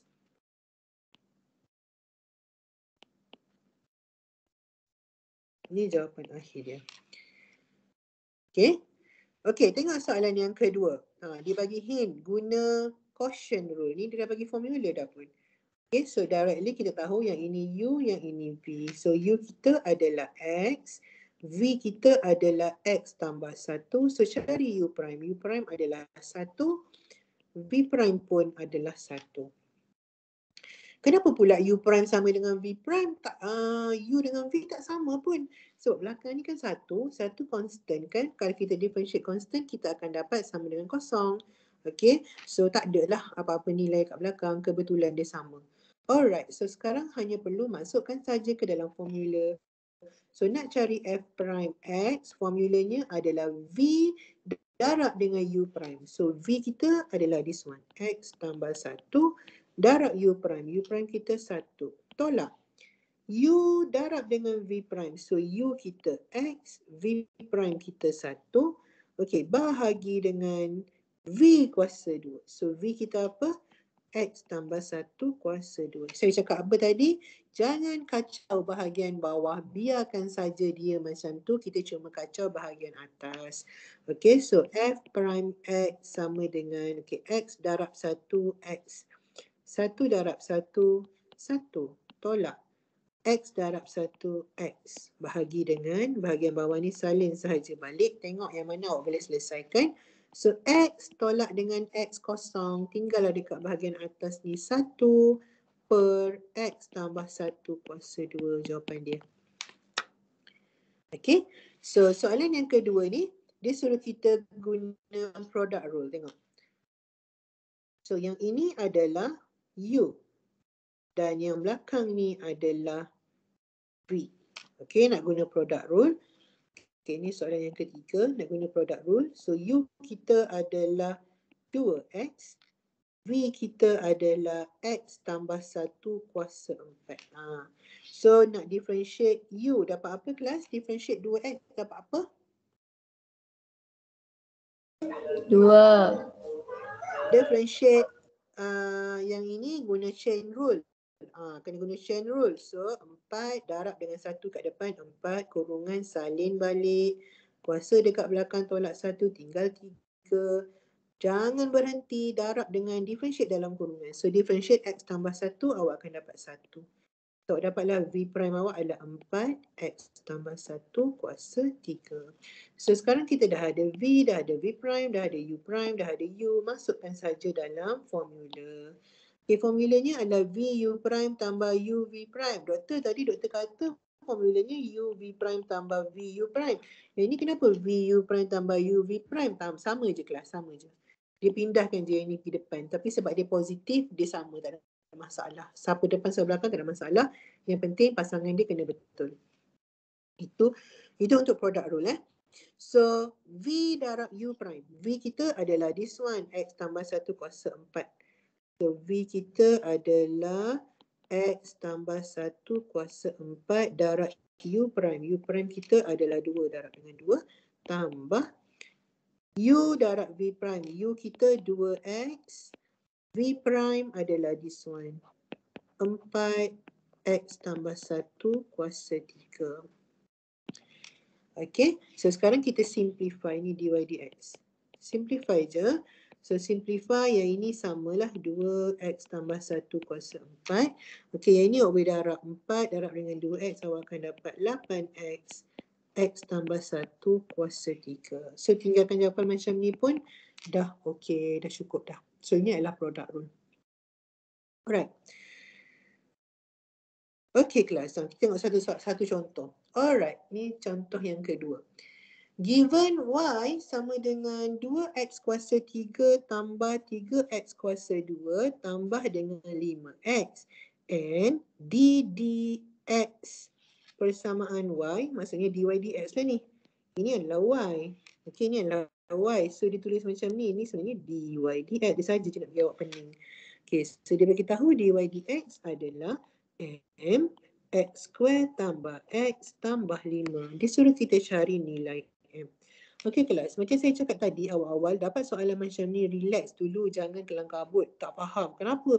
Apa benda ni? Mana datang m pula ni? Mana nak cari m? Kat mana ada m? Okey, relax dulu. Sekarang dia bagi awak persamaan y. Y kita sama dengan 2x kuasa 3 tambah 3x kuasa 2 tambah 5x. Lepas tu dia bagi kita dy dx.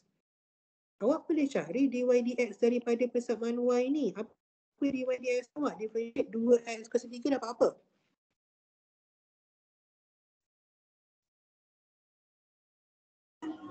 Enam X kuasa 2.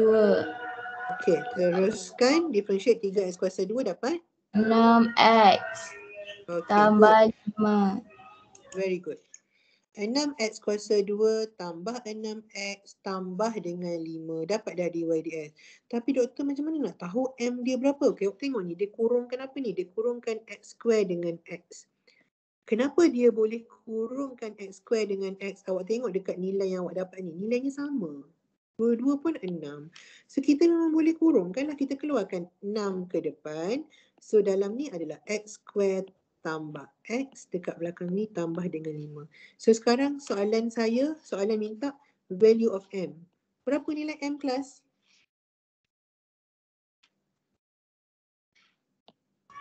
6. 6. M duduk dekat depan ni ha. Kita dah cari dah pun. Kita cuma perlu tengok sahaja. M sama dengan berapa? M sama dengan 6. Inilah dia jawapan dia. Okey. Dan untuk soalan yang kedua ni dia ada d square y dx square. Apa maksudnya? Maksudnya kita kena differentiate kali kedua. Kalau kita differentiate kali pertama, y sama dengan 2x kuasa 3 tambah 3x kuasa 2 tambah 5x. Differentiate kali pertama awak dapat dy dx. Okey, iaitu 6x kuasa 2 tambah 6x tambah 5. Macam mana nak cari d square dx square ni? Awak cuma perlu differentiate kali kedua. Okey, differentiate kali kedua. Guna cara yang sama. Okey, differentiate kali kedua kita akan dapat d square y dx square ni simbol sahaja. Okey, differentiate macam biasa. Differentiate 6x kuasa 2 awak dapat 12x tambah dengan differentiate 6x awak dapat 6, differentiate 5 kosong. So inilah dia jawapan dia. Kalau dia minta yang kali ketiga, d cube y dx cube, nak buat macam mana? Differentiate yang ini. 12x differentiate dapat 12, 6 differentiate dapat kosong. Okay. Kalau disuruh differentiate kali keempat, masih lagi kita boleh differentiate. Differentiate yang ini. Differentiate constant dapat kosong. Barulah kita boleh berhenti. Maksudnya dia boleh differentiate sampai kali keempat. So bila ditanya soalan macam ni, ini maksudnya kali kedua differentiate. Awak tengok nombor kat sini. Kalau tak ada, maksudnya sekali differentiate. Kalau dua, dua kali differentiate. Kalau tiga, tiga kali differentiate. Okay. Okay, so use definition ni dah tak ada dalam syllabus kita. Dah tak ada dah. So yang ini awak guna chain rule. Okay, so 6 darab dengan 4, awak dapat 24 dalam kurungan salin balik. Okay, tolak dengan 7x. 7x, kuasa dia tolak 1 tinggal 5. Bila chain rule jangan berhenti. Darabkan dengan, okay, differentiate dekat dalam kurungan. So differentiate dalam kurungan awak akan dapat 27x X kuasa 2 tolak dengan 7. Okay, so ini adalah cara nak differentiate. Okay kelas. Sebenarnya proses differentiation ini boleh digunakan untuk mencari kecerunan. So macam mana nak cari kecerunan? Awak hanya perlu differentiate persamaan garis, awak akan dapat kecerunan. Contohnya dia bagi kita persamaan Y sama dengan 3X kuasa 2 tambah 4X tolak 6. Dia suruh kita cari gradient kecerunan. Macam mana nak cari gradient? Kita kena cari dy dx. Gradient adalah differentiation. So apa dia dy dx? 6x tambah 4. Tak dapat pun nilai. Okey, ini adalah kecerunan dah. Dah betul dah kecerunan. Tapi macam mana kita nak dapat kecerunan M? Awak kena gantikan point. Okey, ni point X, ini point Y. So kalau awak tengok dekat sini, awak ada nilai X.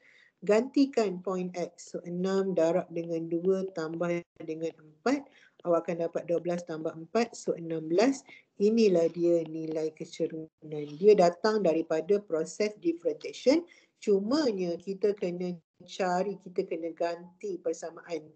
Kita kena ganti nilai X ni dengan point yang dia bagi. Itu cara nak cari gradient of the curve. Okay, contoh lagi. Katakan dia kata find the slope. Okay, slope ni samalah dengan gradient kecerunan juga of a curve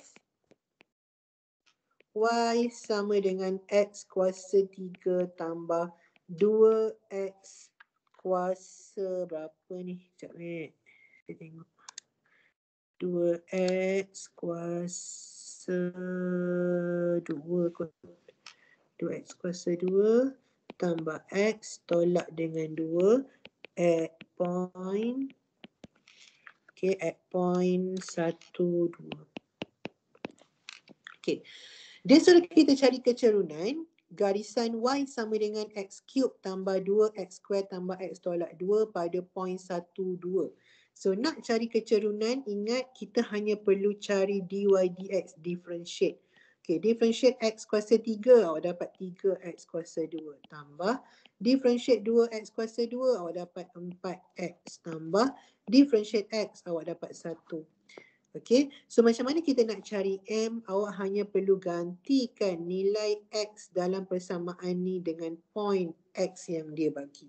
So sekarang dia bagi point X1, gantikan je 3, 1 kuasa 2 tambah 4 darab dengan 1 tambah dengan 1. So awak dapat 1 kuasa 2, 1, 1 darab 3, 3. 3 tambah 4, 7, 7 tambah 1, 8. So kecerunan adalah sama dengan 8. Okay, so ini adalah chapter 5. Apa yang penting untuk awak tahu dan beberapa contoh soalan final. Alright, sekarang kita nak pergi ke chapter yang ke-6. Kita ada masa dalam 20 minit sahaja lagi. Chapter yang ke-6 ini adalah chapter integration. Okay, so saya rasa awak boleh pergi tengok, go through nota yang saya share untuk macam mana cara nak buat integration. Tetapi saya nak fokus kepada property of integration sebab ini adalah soalan yang sangat popular. Okey, sangat popular. Sekejap bagi saya masuk untuk saya copy property ni. Saya dah sediakan nota ni untuk awak, so awak boleh tengok, awak boleh simpan untuk rujukan. Okey, so saya nak fokus kepada property of integration untuk chapter yang ke-6 ni. Okay, sebab ini adalah soalan yang sangat popular setiap tahun, selalunya memang akan keluar lah. Okay. Okay. Aduh.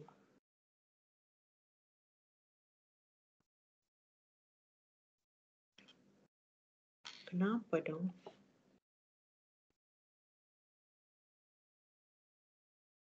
Okay, so ini adalah property of integration. Okay, so property of integration ni memang adalah soalan yang sangat popular yang memang dia akan keluarkan sebab dia nak tengok awak faham ke tak faham.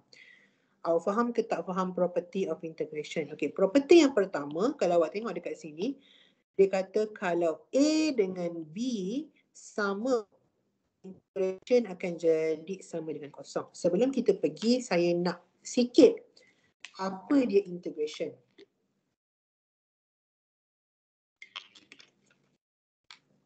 Okay, so integration ni macam saya cakap tadi, dia adalah opposite, proses yang bertentangan dengan differentiation. Kalau kita ada differentiation y sama dengan 5x kuasa 3.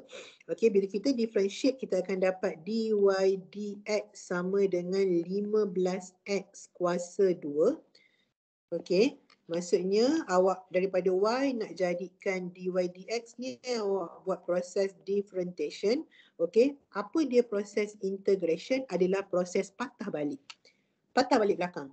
Kita akan integrate dy dx untuk kita dapat y dan kita akan integrate this one. So disebabkan dia adalah proses yang berlawanan, kalau tadi dalam differentiation kita punya proses adalah darab dan tolak, dalam proses integration caranya adalah tambah dan bahagi. So macam mana kita nak integrate 15x kuasa 2? Dia punya kuasa kita akan tambah 1, dia jadi x kuasa 3 dan awak kena bahagi dengan kuasa yang baru. Tambah dan bahagi. Kalau differentiation, darab dan tolak, opposite. Okay, so daripada sini awak dapat apa? 5x kuasa 3. Dapat balik yang asal. Sebab tu kita panggil integration ni adalah proses of antiderivative, berlawanan dengan differentiation. Okay, dan kita ada dua jenis integration. Yang ini kita panggil sebagai indefinite integration. Dan kita ada satu lagi iaitu definite integration bila awak ada limit dekat depan ni. Contohnya 1 sampai 2, 15x kuasa 2 dx. Macam mana kita nak cari? Okay, kita differentiate dulu. Ingat differentiate nak buat macam mana? Kuasa tambah 1 bahagi dengan kuasa yang baru. Okay, bila kita ada point dekat depan ataupun definite integral, okay, point tu kita akan letak kat belakang. So macam mana kita nak selesaikan? Kita akan masuk point yang atas ke dalam persamaan. 15, 2 kuasa 3 bahagi 3. Tolak dengan masukkan pula point yang bawah. So akan dapat satu value. Ini proses integration. So kelas, property yang pertama, okay, kalau dia punya limit atas dengan bawah ni sama, directly awak akan dapat sama dengan kosong. Kenapa? Okay, kenapa? Katakanlah point ni tadi dua-dua pun 2. Bawah pun 2, atas pun 2. Okay, jadinya bila saya masukkan nilai atas, ke dalam sini, saya dapat yang ini, 15, 2 kuasa 3 bahagi 3. Saya masukkan nilai yang bawah ke dalam sini, saya akan dapat 15 darab 2 kuasa 3 bahagi 3. So, kalau awak tengok benda ni dengan benda ni adalah benda yang sama. So, kalau benda yang sama, tolak dengan benda yang sama, dapatlah sama dengan kosong. That's why, if you have the integral limit here sama, A dengan B nilainya sama, automatic hasil integration itu adalah sama dengan kosong. Property yang pertama. Property yang kedua ni sangat popular dalam soalan. Dia terbalikkan integral. Contoh, dia bagi awak integration of 2, 1 gx equal to 3. Dia bagi. Dia suruh awak cari integration 1, 2 gx. Dia bagi awak nilai integration 2, 1 gx sama dengan 3. Tapi dia suruh awak cari integration 1, 2 gx. Macam mana tu? Okey kelas. Bila dia punya limit terbalik, awak hanya perlu tambah negatif sahaja. So sekarang awak tengok limit dia terbalik. Sini limitnya 2, 1. Sini limitnya 1, 2. So berapa nilai dia? Berapa nilai gx? Nilainya adalah nilai yang sama, cuma kita kena tambah negatif. Soalan ni memang popular, dia terbalikkan integral. Selalu sudah tak nampak, dia akan ambil nilai yang sama. Okay. Kelas, kalau soalan bagi macam ni, contoh, given that integrate 1, 2 gx sama dengan 4, integrate 3 1 fx sama dengan 5, find integrate 1, 2 gx dx tambah integrate 3, 1 fx dx. Dia bagi dah. Integrate 1, 2 gx nilainya 4. Integrate 1, 3 fx nilainya 5. Bila dia suruh tambah, awak tambahlah nilainya. 4 tambah dengan 5, jawapannya 9. Ini adalah soalan yang popular. Soalan senang sebenarnya tapi student keliru, tak tahu nak buat macam mana. Dia pergi nak differentiate lah, dia pergi nak integrate lah. Tak perlu pun sebab dah bagi dah nilai kat awak. Awak cuma gunakan properties sahaja. Okay, so kita nak tengok contoh. Okay, sebab properties yang lain tu better untuk kita tengok contoh. Saya nak tengok contoh soalan property ni. Tengok ni. Soalan ni, tengok ni. Soalan ni memang popular. Dan sebenarnya soalan yang ini yang paling senang awak nak score. Okay, tengok berhati-hati baca slow-slow, fahamkan. Dia bagi kita integrate from 1 to 2 gx dx equal to 1. Dan integrate from 2 to 3 gx dx equal to 5. Soalan tanya, apa dia integration of 2 to 1 gx dx? Berapa kelas? Awak agak-agak. Berapa jawapan dia? -1. Yes, very good. -1. Kenapa? Dia bagi kita dah integration gx dx. Cuma terbalik je. Yang ini 1, 2. Yang ini 2, 1. So di sinilah kita kena guna property tadi. Property tadi kata kalau dia ada integration benda yang sama, cuma dia punya integral terbalik, awak ambil sahaja nilai yang sama tapi tambah negatif kat depan. Kalau dia bagi awak integration 1, 2 gx dx sama dengan 4, dia suruh awak cari integration 2, 1 gx dx, ambil je 4 tambah je negatif. Ini property. Ini property tapi ramai yang tak faham property so dia tak boleh buat. Soalan ni sangat senang. Okey. Soalan yang kedua, dia suruh kita cari integration gx dx daripada 2 ke 2. Berapa jawapan dia kelas? Rasa-rasa. Kosong. Kenapa? Kerana tengok, ingat tak property tadi? Kalau yang bawah sama dengan yang atas, hasil integration akan terus sama dengan kosong. Tak payah fikir, tak payah kira, tak payah pegang kalkulator, tak payah buka nota. Terus sama dengan kosong.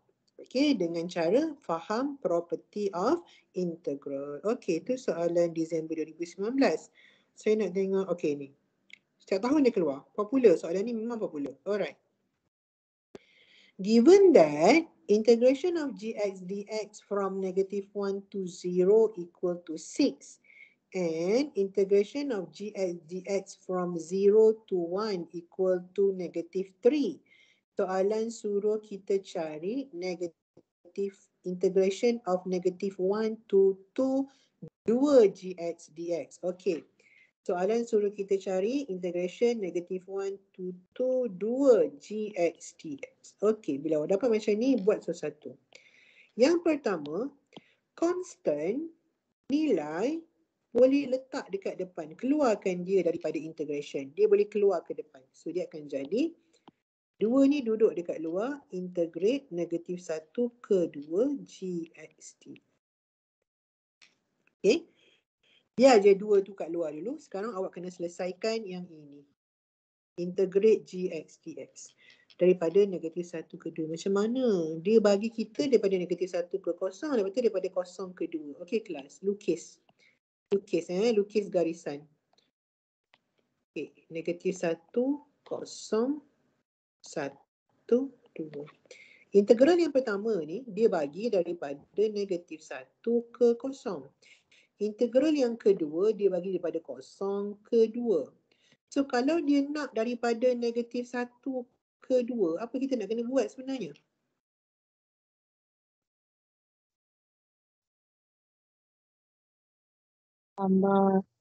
Tambah. Dia dah bagi dah.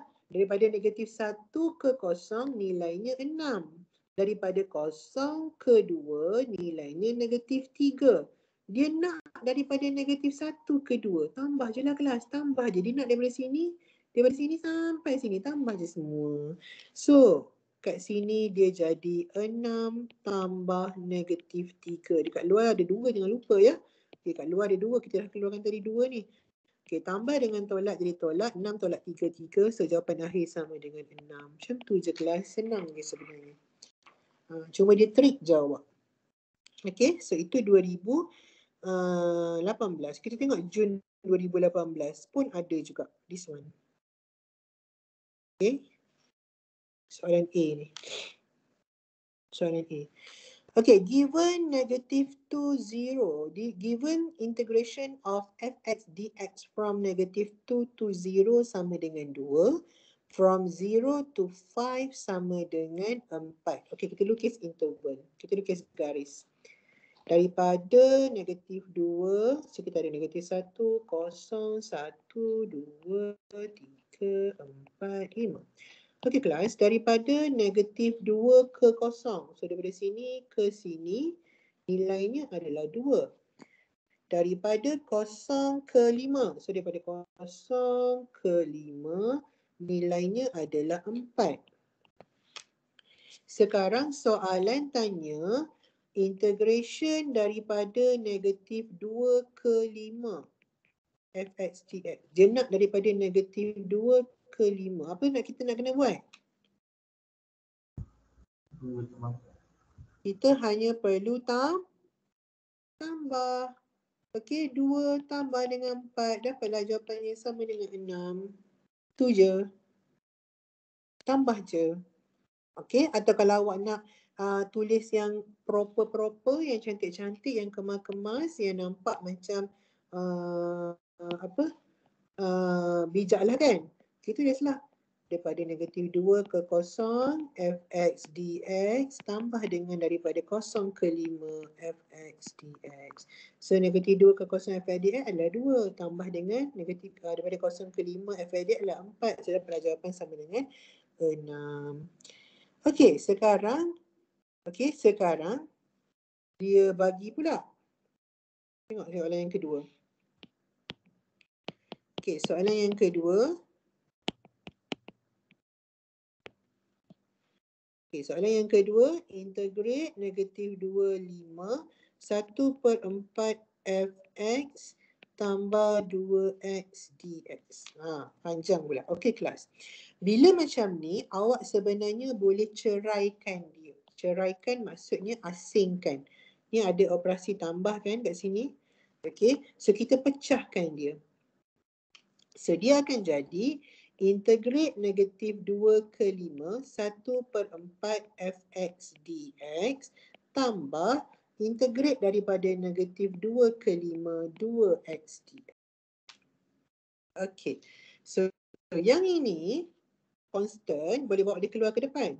So dia jadi apa? 1/4 integrate -2 ke 5 fx dx tambah dengan integrate -2 ke 5 2x dx. Yang ini awak tak perlu pun untuk selesaikan sebab kita dah cari tadi dekat soalan pertama. Nilainya adalah 6. So awak gantikan saja. 1/4 darab dengan 6 tambah. Yang ini yang awak kena integrate.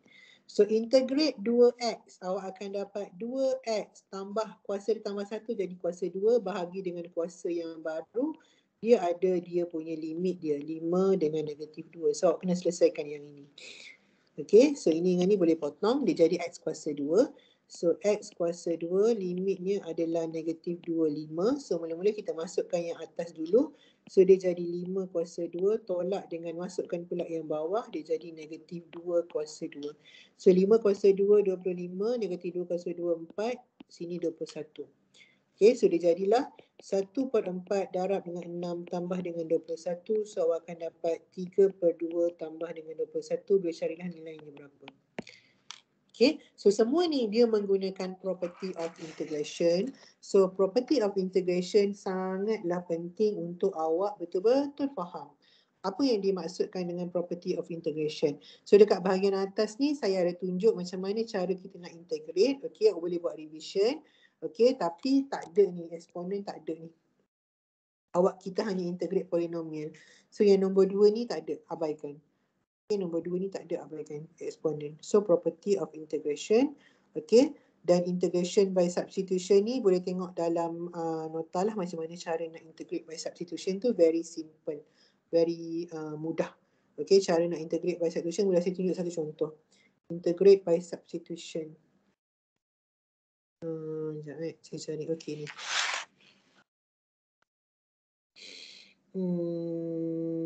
Okay, kita buat yang ni.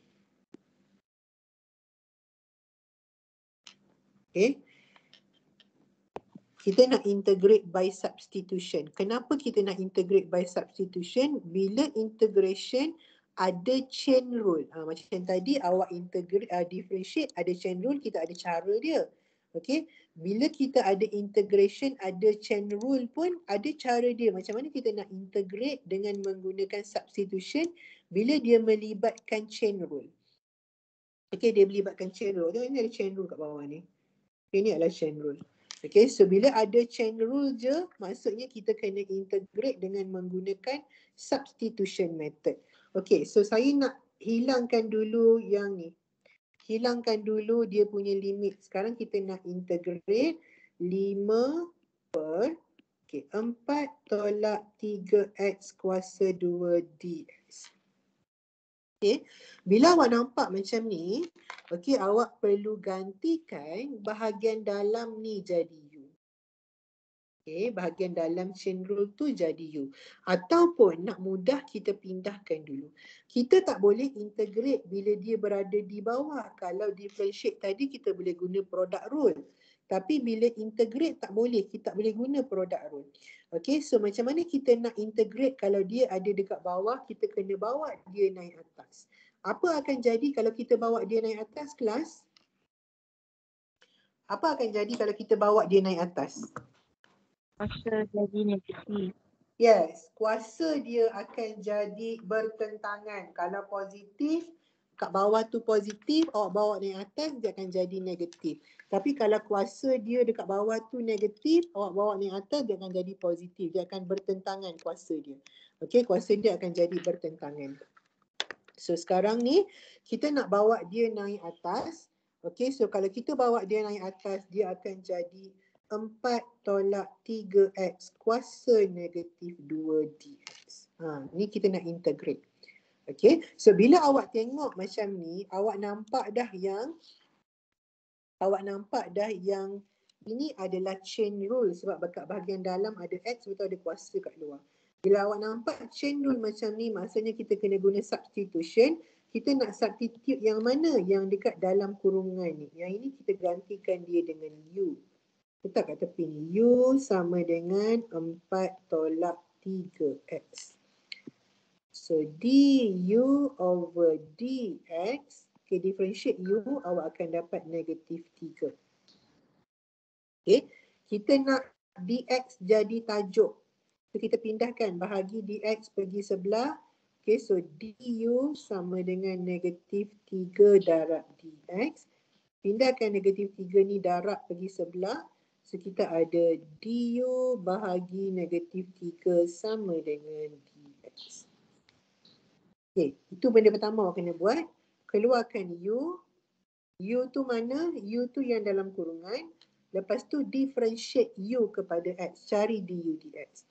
Okay, now kita nak gantikan. Substitution maksudnya ganti.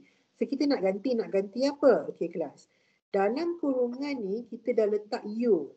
So, gantikan dengan u, negatif 2. Dx ni awak kena gantikan dengan du. Sebabnya sekarang kita punya term dalam bentuk u. So, tak bolehlah kita nak guna dx. Kita kena guna du. So, gantikan dx awak. So, awak dah jadikan dx awak adalah du bahagi 3. So, ganti je du bahagi negatif 3. Okay, macam mana nak buat ni, doktor? Ada nombor kat atas dan nombor kat bawah. Saya kata tadi, kalau constant, kita boleh bawa keluar nombor tu keluar. Okay, so sekarang ni, negatif 3 ni duduk dekat bawah. Bila kita bawa keluar pun, dia akan duduk dekat bawah. Dan 5 ni dia duduk dekat atas. Jadi jadi 5 negatif 3. So 5 dengan negatif 3 kita dah bawa keluar. Yang kita tinggal dekat dalam ni hanyalah U negatif 2 DU. So barulah kita boleh integrate macam biasa. Nak integrate macam mana? Kuasa tambah 1 bahagi dengan kuasa yang baru. Okey, so kita ada 5, negatif 3 ni duduk dekat luar. Okey, integrate. U negatif 2 integrate jadi apa kelas?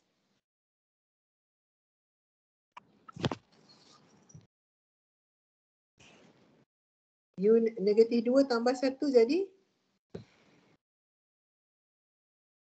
Negatif 2 tambah 1 jadi negatif 2 tambah Negatif 1. negatif 1. Negatif 3 tu kalau negatif 2 tolak 1. Negatif 2 tambah 1 negatif 1 bahagi dengan kuasa yang baru. Kuasa yang baru adalah negatif 1. Okey, so sekarang ni kita ada 5 bahagi negatif 3 U kuasa negatif 1 bahagi negatif 1. Dah selesai dah awak punya integration. So negatif 1 ni boleh bawa keluar juga. Negatif 1 dengan negatif 3 dia akan jadi positif 3. So ada 5 per 3 U kuasa negatif 1. Okay, so awak ganti balik U awak apa tadi? U awak adalah 4 tolak 3X. So kita dapatlah jawapan akhir kita adalah 5 per 3, 4 tolak 3X kuasa negatif 1. Okay, ataupun awak boleh bawa balik dia turun bawah, dia akan jadi 5 per 3, 4 tolak 3X kuasa 1 pun boleh. Mana-mana adalah accepted. So ini adalah cara macam mana kita nak guna substitution method. Substitution method ni kita guna bila kita ada chain rule. Chain rule macam ni. Kita guna substitution method. Nah, substitute siapa? Substitute yang ada dekat dalam kurungan ni. Okay, so ini adalah integration. So saya minta maaf tak boleh nak cover banyak. Dah cukup 2 jam. Okay, kita nak buat lama-lama sebab tak nak kacau masa awak study. So awak boleh study trigonometric function. Okay, dalam buku, siapa-siapa yang ada buku bahagian belakang tu kita ada partial equation, boleh cuba buat. Nota saya dah share. Okay, so mana-mana kawan-kawan yang belum dapat nota boleh share dengan kawan-kawan. Untuk memudahkan awak lah. Okay, untuk buat revision. So esok exam kita adalah pada pukul 9 pagi hingga 12 tengah hari masa menjawab. 12 hingga 12 tengah adalah masa untuk menghantar jawapan. So be prepared. Okay, good luck. All the best. So itu sahaja untuk bengkel kita hari ini. Saya ucapkan terima kasih banyak-banyak kepada semua pelajar yang sudi untuk join. Okay, so itu sahaja. Terima kasih. Assalamualaikum. Thank you, Doktor. Terima kasih, Doktor. Sama.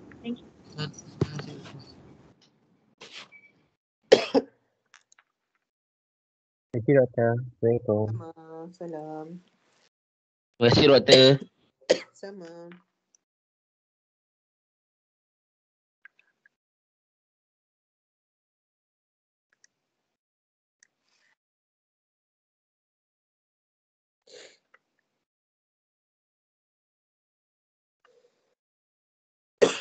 Terima kasih, Doktor. Sama.